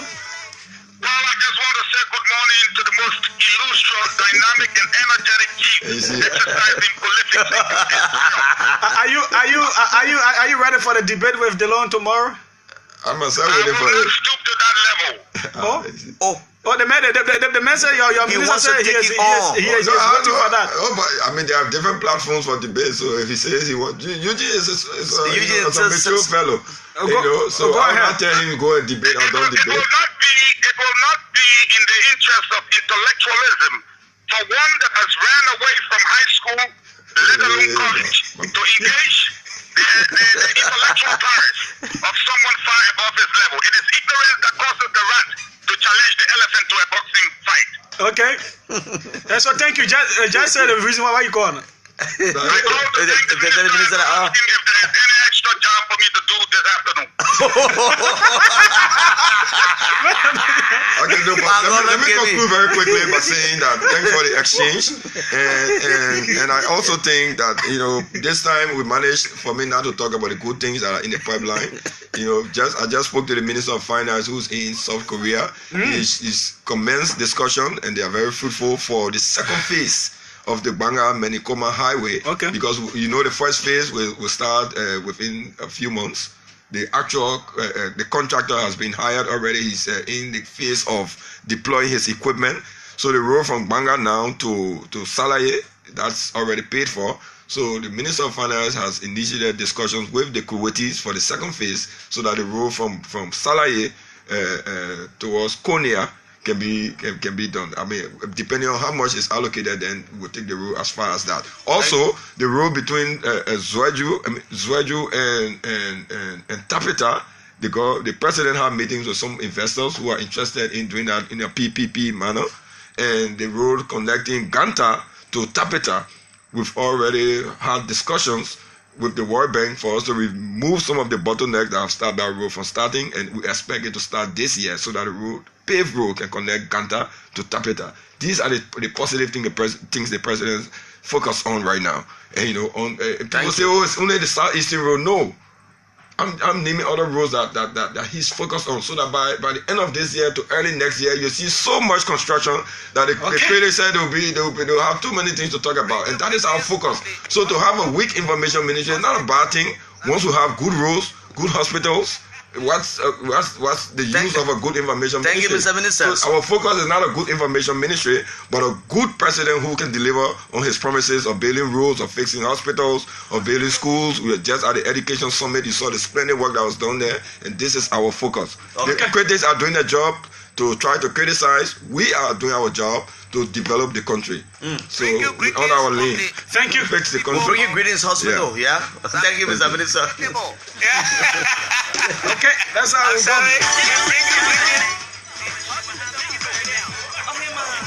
And so the Minister of Information, Culture, Affairs and Tourism, Lane Eugene Nangbe, has been our guest this morning on OK Morning Rush. With JALLAH, GRAYFIELD and JULIUS there on your microphone. We'll go to the it sounds better.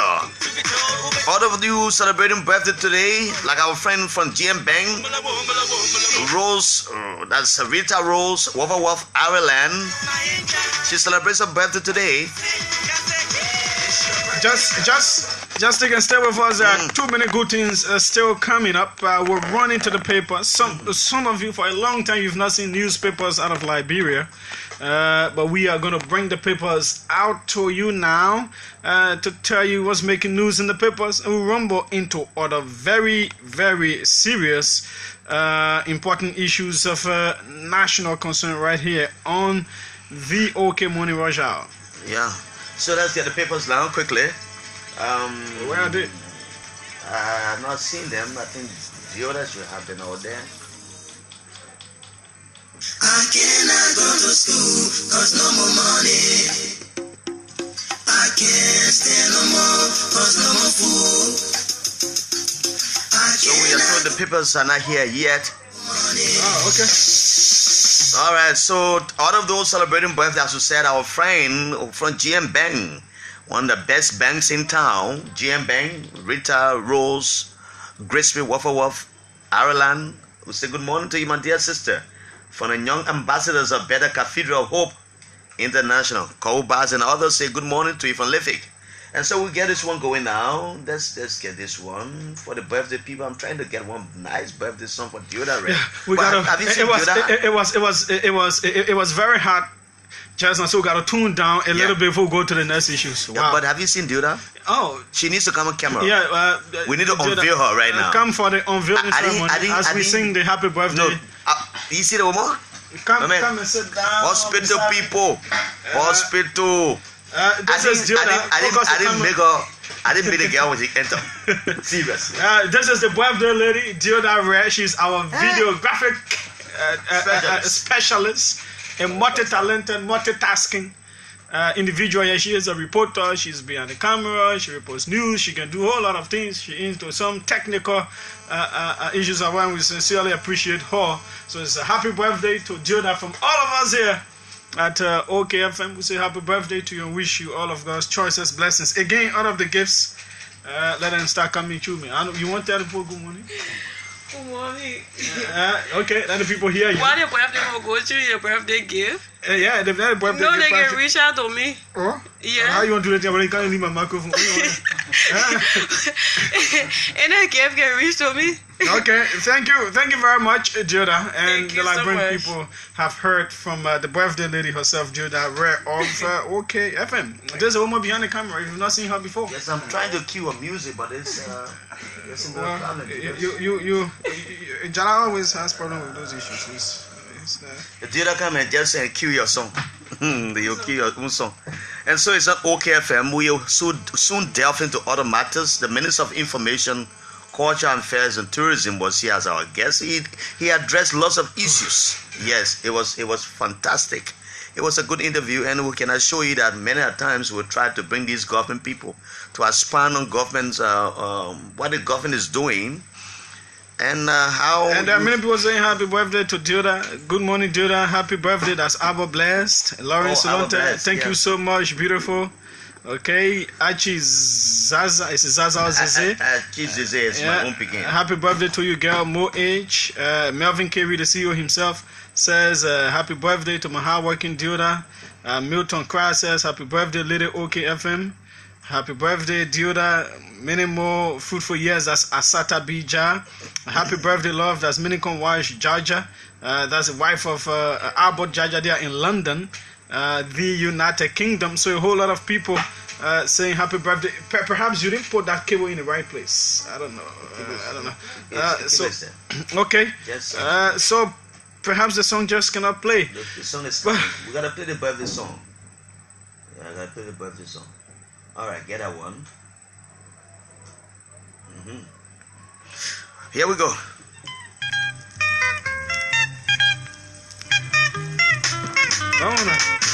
That's the one choose it for ourselves.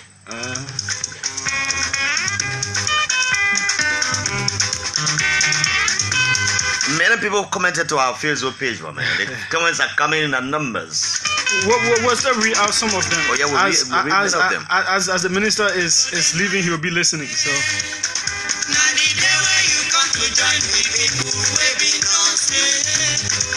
I said, girl, look like she coming to Plaza Bell. You know, she was coming inside. I remember she kept smiling at me, and the smile made me know that the other day. Mr. Nathan Kazi, how you doing this morning? Chairman ACT Colley. Today is the birthday of my big brother, the Council Lawe Jr. of the RIA Custom Department. That's the Council Lawe Jr.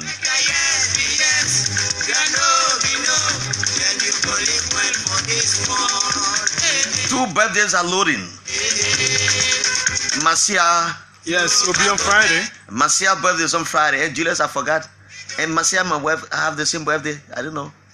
And I forgot I said the 26th, but actually it's the 25th. Seriously. Let me say good morning to you, Lost Collie of the UBA Bank. And all my friends, Melody Kidor. Melody Music Kidor.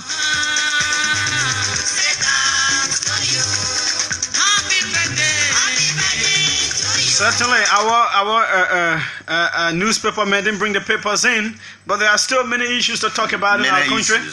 I am interested. There is a voice. Please help JALLAH get it. While you focus that. On the camera, man, you gotta get used to it. You know. They make you forget. I don't even forget. So there is a voice in the news about some visually impaired people. JALLAH, it is not only when people are sick that we should highlight their plights or their conditions, but these are people who want to contribute to society. They have gone to a computer school and they want to advance to travel to. I listened to that this morning. Travel to. Travel to Ghana for what, 3,500 USD. You can get it. I'm not sure this is something our country cannot afford. These people need all of us. You should not leave this live video now. This is important. It's not just about politics. It is about livelihood. Visually impaired people go to computer school. They are IT specialists, and they need to advance to another level. I don't know them. I've not seen. I just when I was editing the news yesterday and I saw it, I said, "Wow, this is very interesting," and this demands the support of all of us. So get those voices. Yeah. So our friends, we say good morning, welcome. Don't go away. Just stay there, like Lois Daramin is doing right now at UBA Bank, and the rest of you. That's more politics. We're really talking China. Okay? Yeah. So we gotta stress us more, man. Let's stress free. I have never seen Eugene Nangwe being so hard. We were really able to push him to be very. The man tall. So the 2 minutes scared of Israel. Why the 2 minutes? I'm going to the debate. Yeah, the man say he wants to too low. Help out. But let me be reading some of the comments coming. Prince Sherry said, Prophet Key, you call our minister a comedian. That is not expected of you on this platform. I don't know who he's referring to. Then Sir Ferrosin 1 year said, good job, Mr. Minister. Derek Doway, Fagon is a... I beg you, I'm not going that way. I don't know what you say. Fagon, no? You see that platform that talks on about somebody. I don't know what you're putting there, sir. Let me go. Minicon Vlas Jaja. Oh, say, okay, that's a birthday thing. For the other red, Benji Thompson Thomas. It says, good morning, my sis, and happy birthday to you from Belgium. Wow. Birthday greetings coming from Belgium or Australia. I said, okay, Julius read those other comments. Yeah, sure. So we can take. So let's take the voice of those which you have had at this time. We cannot have them. We certainly cannot have them. Receive this admission letter. There is a cost attached to it, and we have written a lot of librarians, but we are finding it very complicated in accessing them in terms of doing follow-up. So we are using this medium to call on our well-meaning librarians to please assist us in raising the amount of 3,500 USD. We are 3 blind computer specialists. We want to go Ghana to improve on our computer literacy, to come back and give back to our visually impaired colleagues in our country. Even the Vice President of the Republic of Liberia, Madam Joe Howard Taylor, that we have 100% hope in her that when she hears the crowd of her disabled citizens, she will definitely come to the aid of us. Even the Speaker of the House of Representatives, the Senate Pro Tempore, even the Minister of Education, because this is an education matter, and other permanent Liberian citizens, even aliens, foreigners, please come to our aid. We need the amount of 3,500 USD to facilitate our trip to Ghana to go and obtain this knowledge, this education knowledge that is in computer literacy, to come back and give back to our disabled community. We want for us to live on May 21st or July 3rd, but we decided to choose July 3rd so that we'll lobby to see how much we can raise to get out of this country. So we are hoping to leave by the 3rd of July, before the 3rd of June, maybe 2 weeks before the 3rd of June. So yes. The guys are Louis, Frank. I think they are 3. You can, if you want to get to them, you can get to us. Yes. Our reporter who covered that story will be able to get their numbers. And Julius Janje Biakwe yesterday when he appeared on the show made mention of some humanitarian initiatives being undertaken by the First Lady in Bassa that talked about the construction of a home for disabled and blind people and disabled people in that part of the country. And this woman, being a humanitarian, we hope she can tap into this. This money is not big money for some of you. It's just something you tap into somebody, and they will remember you so quite well. I remember some time back, one of our friends, Noah Zawo Gibson, who was at Cottington, a visually impaired guy. He appeared on one of the radio stations about 2 years ago or 3 years ago, and he was on that radio station, and Edwin Snow called. And Mr. Snow said he would get a computer, and I just needed a laptop computer. And I think Snow made good that promise. We had similar problem with one Mohammed Khan as well. He's a visually impaired guy. He walked over to me from Clara Town all the way to Love FM and asked me to help him put in the radio for people to help him. And that very day we raised up to almost 25 to 30,000 Liberian dollars for him through Patrick Sowa and others. So you can do same for these brothers. It is important. This is a hard time. We know our country is going through a serious challenge. But if visually impaired people who cannot see like myself can go and get knowledge in computer, I say taking how they manage to get all the knowledge, and they want to go advance themselves. Under 3,500, it is just important for people to give into them. JALLAH, there is a computer language called Braille. The system that is the same system they use in college when they sure. It is through that system. Okay. That they are trained. So it's a special software placed on a machine. Sure, certainly. So it gives them the ability to. It gives them the ability to be able to acquire that knowledge, and that's very important. For me, it's about encouraging people. So all of you out there, it is important that we try to help encourage our brothers who are facing this particular challenge. Julius, as we go, that's just a very important thing that we have not talked about, but people still talking about it. The other day, the news was saturated with the information coming from the executive mansion about the former chairman of the ruling party, Mr. Nathaniel Mangel. It took the bank LBDR to send a release to clarify some of the issues about a loan he got from the bank to purchase a house. People have politicized it to the extent that everybody is interested in the discussion. I will go to my email to find the bank. I hope I will have that. That was sent to me by George Kennedy to read what the bank said. But the controversial issue here was, why would the chairman take a loan up to $200,000 to buy a house? Which has been a very controversial issue. And the chairman has come to say, former chairman rather, has come to say, look, I'm working for government. If for me, I think that if you are credit worthy, that you can credit money and pay back, and the bank sees you to be someone who can pay their debt back, I see no reason why people should criticize someone for taking a loan. And someone may say LA, why they didn't, all of these things have been coming. So I try to just go lay your thoughts that I didn't get a release sent by the bank because the bank had to clarify on some issues. JALLAH, there's one of the things I would always give governments a hard time is the fact that you are elected not for yourselves, and so you are elected to accomplish a certain task in the interest of the people. That's basically the reason why people go and stay in lines to vote. And in the process of doing that, yes, of course, you are paid for the work you do. So actions by officials have overriding effect on the perception of the government.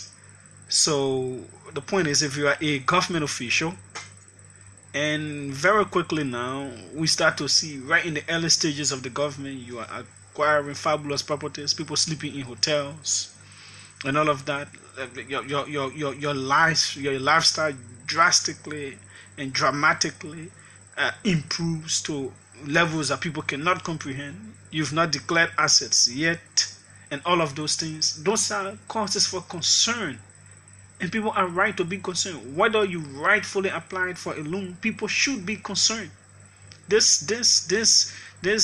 get rich quick kind of scenario should not be one that is associated with a proper government.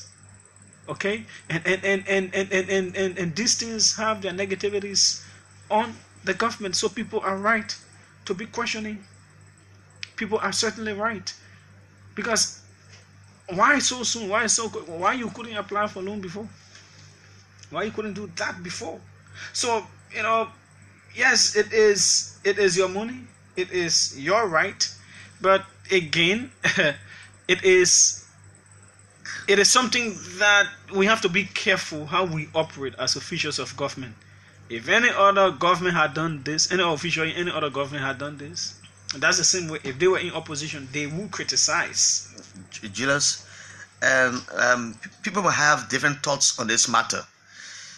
The time he said why he didn't do it when he was not in government, but then again the question will come. But then he did not have a salary that was sustainable to say I will borrow this money. There's my reliance that I will pay this money back at this time.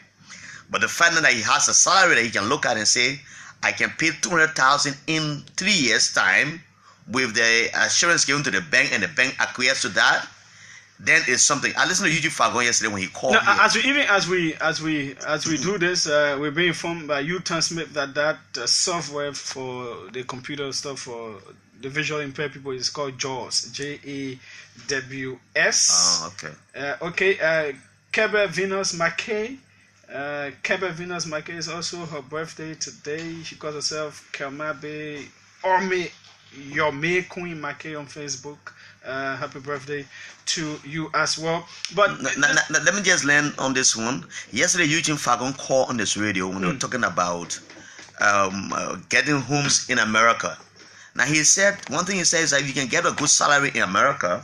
I'm not quoting verbatim, but he said something about how he acquired a home in America because he had a sustainable salary. Did I understand all of that? I'm not saying it is wrong for anybody to acquire, and I agree with you a home. That it's a point of concern. And people are right to be concerned that we just come to power and then we are acquiring fabulous properties. We've not even started the actual work of liberating people out of poverty, and then we are concentrating on ourselves.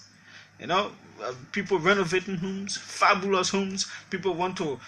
It is a cause for concern. In any country, people will be concerned about that kind of thing. Yeah, the same concern was raised about the president.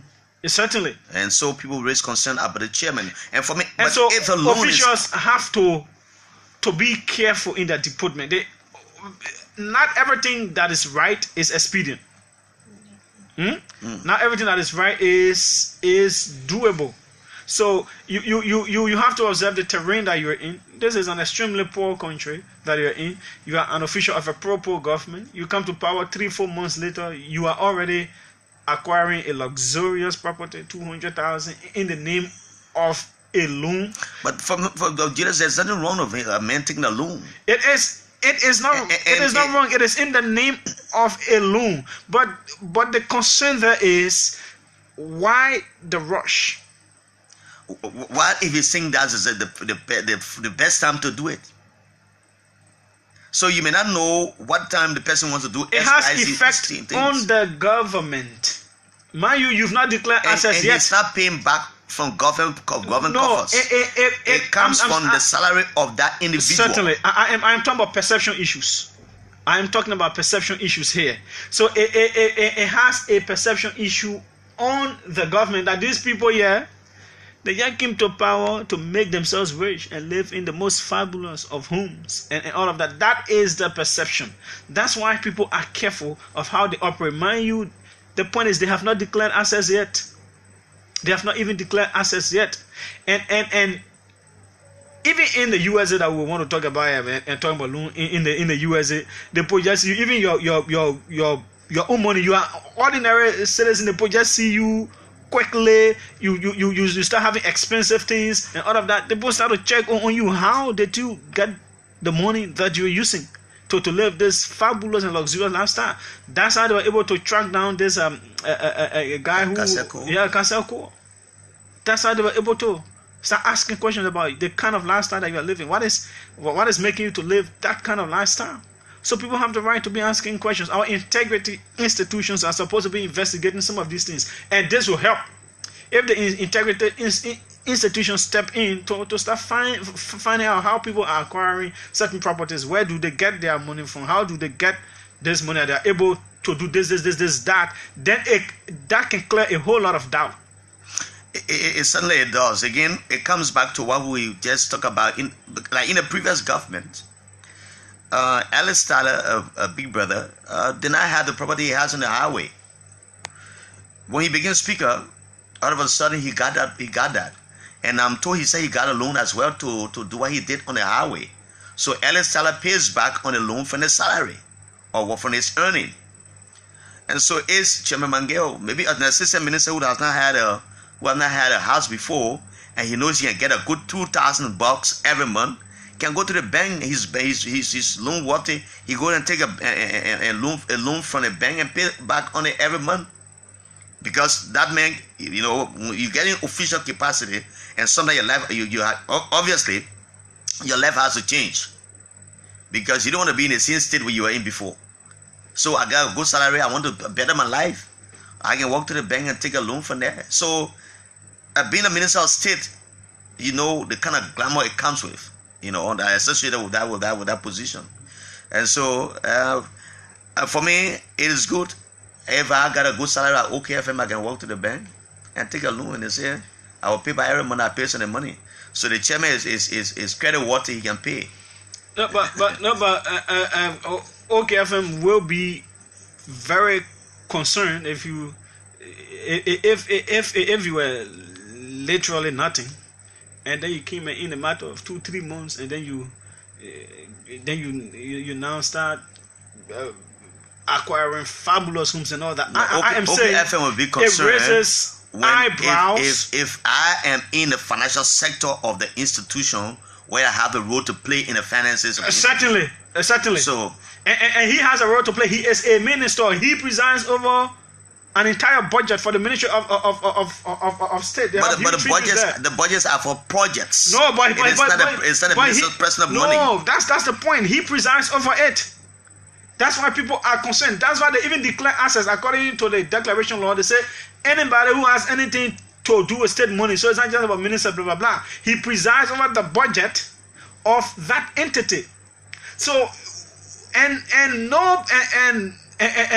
nobody is insinuating corruption here. No.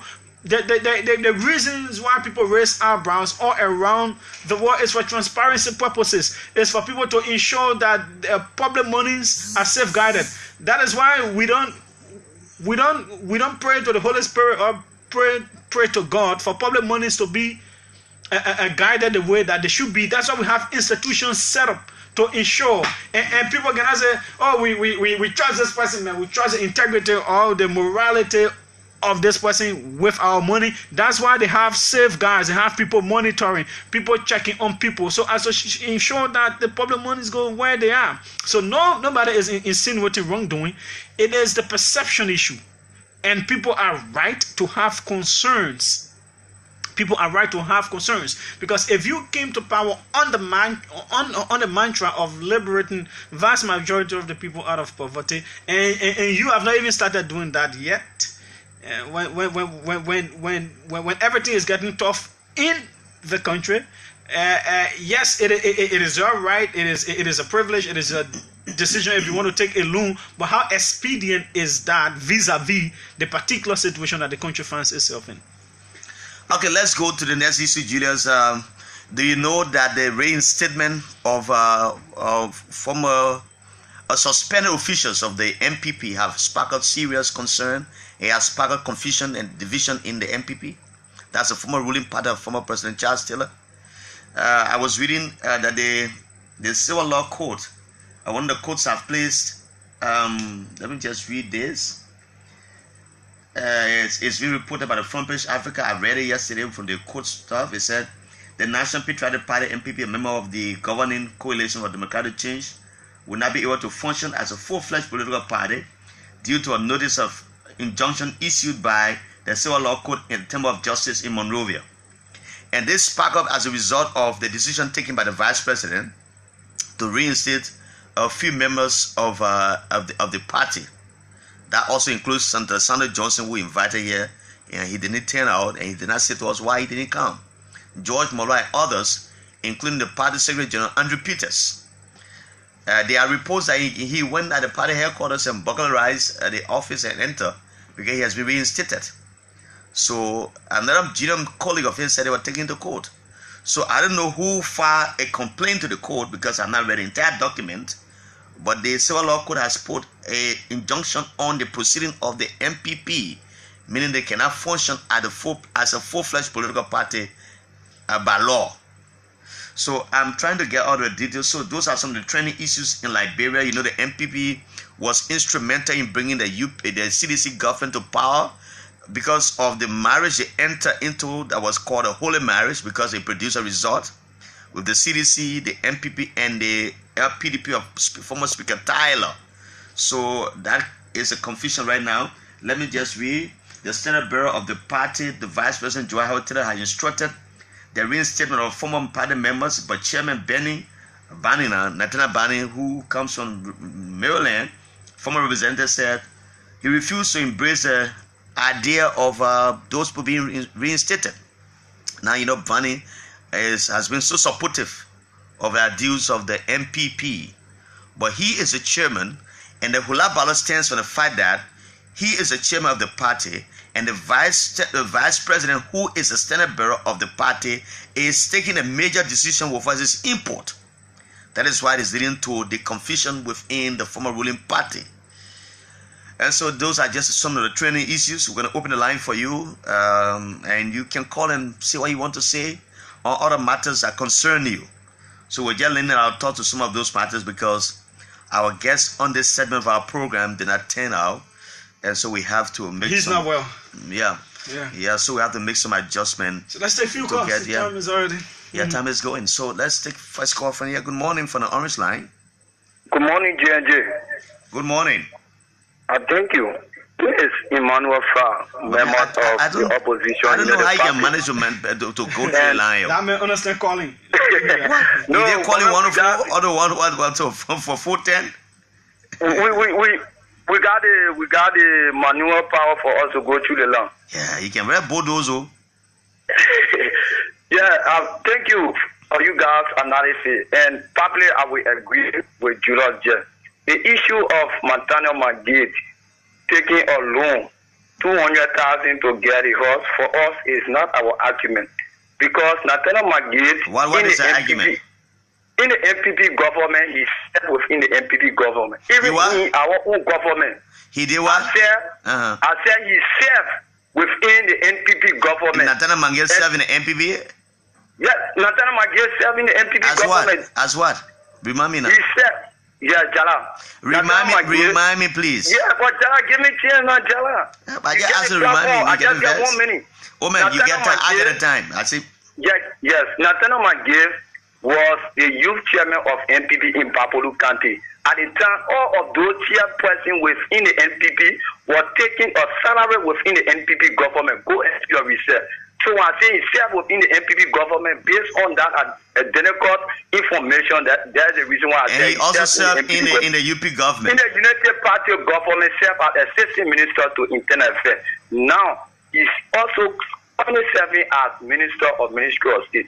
Are you telling me all of those times that Nathaniel McGee served within past government, are you telling me he did not have the opportunity to take loan and now he are taking 200,000? Our argument is that. Our argument is that to clear the dark or to clear the issue of people having dark is to declare your assets. So anything that you are doing, people should not get that preconceived man that indeed is a taxpayer money. Let me ask you this question, Emmanuel Sir.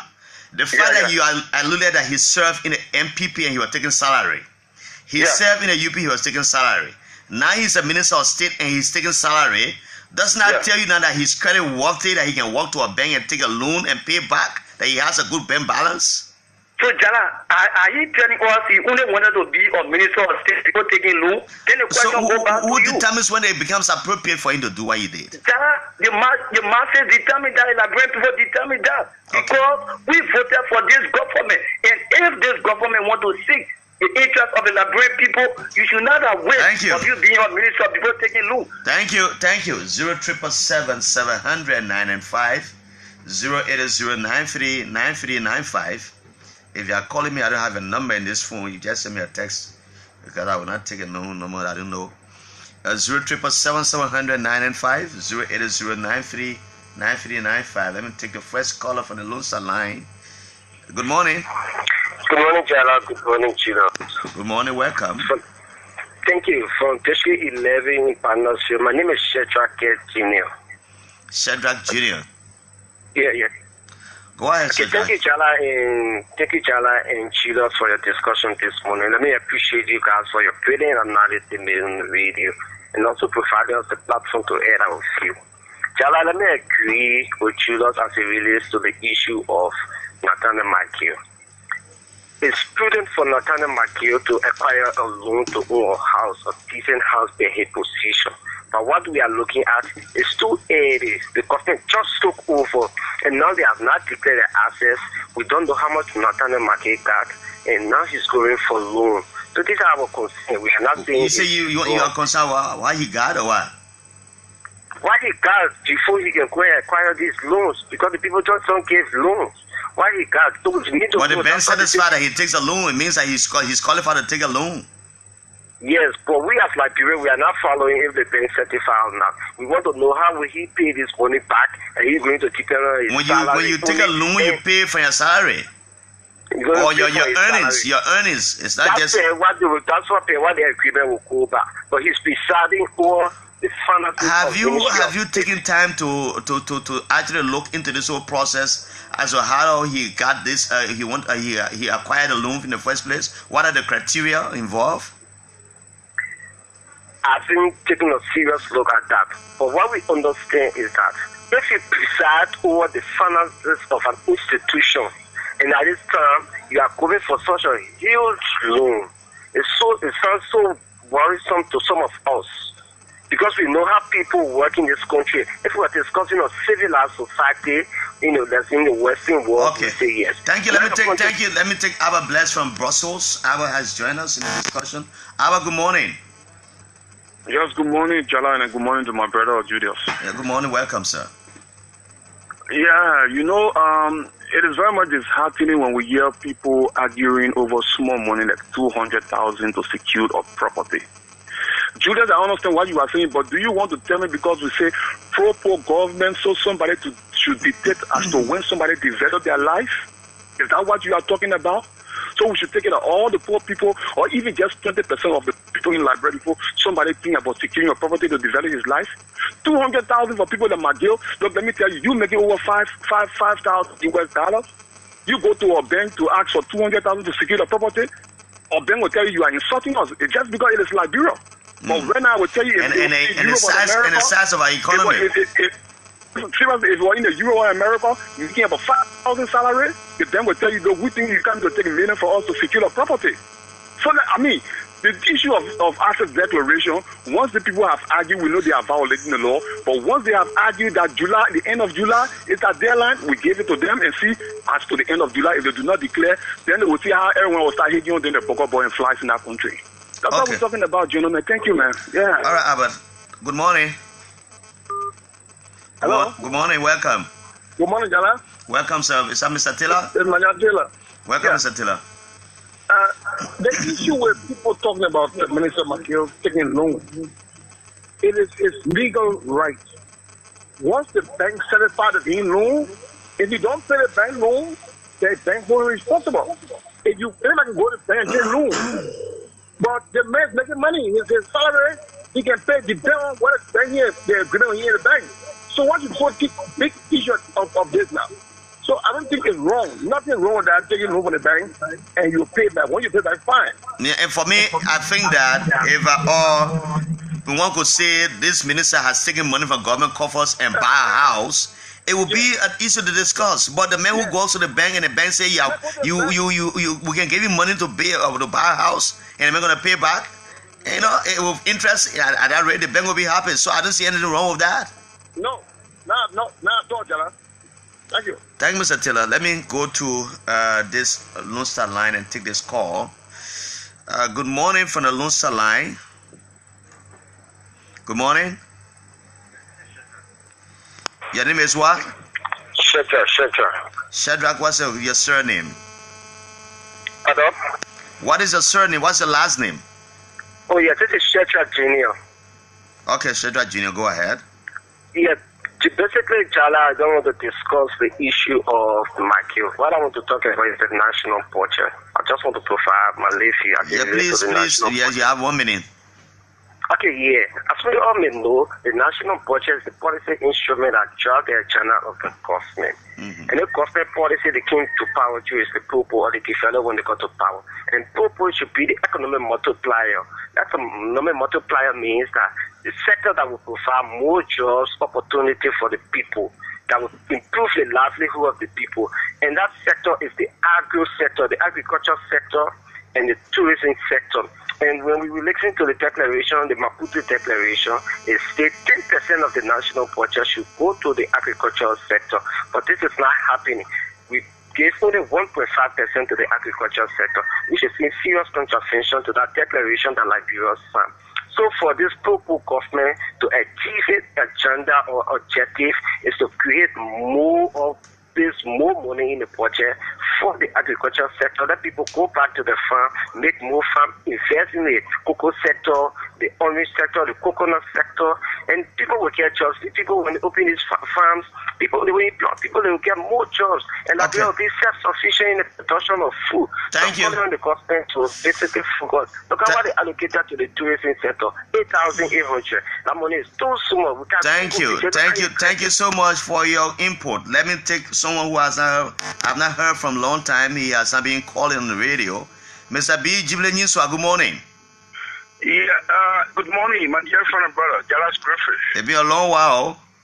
Yeah, this is B. JULIUS. Thank you very much, Jallah. You know, traditionally, if you go and trying to fish for fish, and when you see the woman trying to bear water, you see some of the fish, you find them going in some area to see and see. By the time they come back, you know what is happening in that water. So, Jallah, it is. We are here and we're interacting with our people and to see what is happening. All right. So, what do you want to do? You want to talk about? Yeah, Jallah. Let me quickly discuss the issue of that 200,000 on the former chairman and Minister of State for Presidential Affairs, the Chief of Office Staff, the President of the Republic of Liberia, Honorable Michael. You know, Jallah, the fact remains is that someone always say like Quincy P on True FM, Quincy P on True FM say Jesus is not worried, but the disciple worry. More to that, you will find the poor people keeping the war until the generation changes, until God comes for a war. For one fact, you will still have poor, and Jesus Christ came to the war, he fed the poor, and he continued to feed the poor until you are crucified. The fact of the matter, Jallah, the bank, LBDR, should be the person or should be an institution that should be crying wolf while Honorable Michael used his power to go and take money from that bank out documentation because he's Minister of State or because he's Chief of Office Staff. That's the issue then we're discussing. But the fact of the matter is, in a much that you are earning salary monthly, you own obligation to go to the bank, whichever bank you want to go to credit money to make your life better. That's the issue about it. So I think that is a big issue to say that because Miguel said 200,000, so it's a bigger issue to discuss, or because we have pro-poor agenda, so for that reason we should no. Thank you. We're making life for our people. But equally so, The Lord wants to make it life very simple. Thank you. Let me read some comments from our Facebook. Salia Sony says, Julius, you can't change a perception about anything in this world. Let perception continues and keep doing the right thing. Then Tifa H. Nelson, let me go back to his comment. It has gone up. Tifa H. Nelson said, these guys need to stop all those corrupt acts. We are very aware of their tricks. Let them stop fooling the people with their pro-poor agenda. If Liberia is to move forward, we got to place national interest above our personal interest. Thanks, James M. Tukba Weir. In as much he is not looting state covers, it is fine. If he defaults on the loan, his property will be confiscated. Absolutely, that's what they do. Kanga Royal David said, you can't take a loan. You too can take a loan. That's not a topic. Okay. Then let me come back here and read what this guy has to say. Salia Sony said, Liberia needs a strong prayer. Some of our brothers try to mix their feelings and perception with the livelihood of people's life. Why can't you all go to the bank and ask? Josiah Moema, why Liberians don't focus on the issue that matter? Why should someone's personal loan be an issue of concern? Sad, he said. Let me read this one. Joseph Tuawale said, watching from Jacobtown, thanks. Cynthia Van Bram, watching from Rehab Community. Hassan, oh, this video is interrupted. So let's take the final call and call it a quit. Good morning. Good morning, Jallah. You have 30 seconds. Okay, thank you. My name is Patrick Flomo. I call from Patrick Flomo? Yeah, Patrick Flomo. Okay. Okay. Yeah, let me quickly speak on the issue of this loan. You know that some of the callers have registered. For me, in my ones, it is not illegal for a public official that goes through the normal practice and secure a loan, and most especially if the bank think that the individual is better worth it. I see no problem with that. Yes, the concern could just be the salary and that of the amount the person wants to credit. But again, it is the bank that will determine as to whether the person's salary is too low to secure the loan. Okay. Similar to the issue of no time. We can't go to that side. Thank you. Theophilus Newman Power say, hello Jallah, I'm your NTLA friend listening from Rayford, Michigan, USA. Thanks for joining us, Julius. Yeah, certainly. That's how we go home. We've come to the end of it. Yeah, we're taking things. Tomorrow will be another day. Happy birthday my old man Pat David Flomo. How are you? To all of you. That's how we leave you here. Yeah, so so you can take a drink. Someone has asked that I called their name. Mr. Daniel Kumen, who has a tailoring shop on the Benson Street, say you can stop by. He has something for you. So that's a message you want me to read to you. And so all of you celebrating birthdays, including a journalist and Taylor. All of you celebrating birthdays, including Sylvester Teves, Na Ibrahim, Isadine, Barbara Mumbo, Telvina Dennis, Kelman Bay, your May Queen, McKay, Winnie Mas, Dioda Red, Jatu, Dennis, God Favor Pinky, Barkley, Rashida, Elvia, Akali. All of you, that's how we do it. Including Mr. Dikamso Lawe Jr., Rita Rose Waffle Ireland of the GM Bank. Everyone who is celebrating birthday today will say drinking drinks, yeah? We're drinking drinks. We're drinking drinks.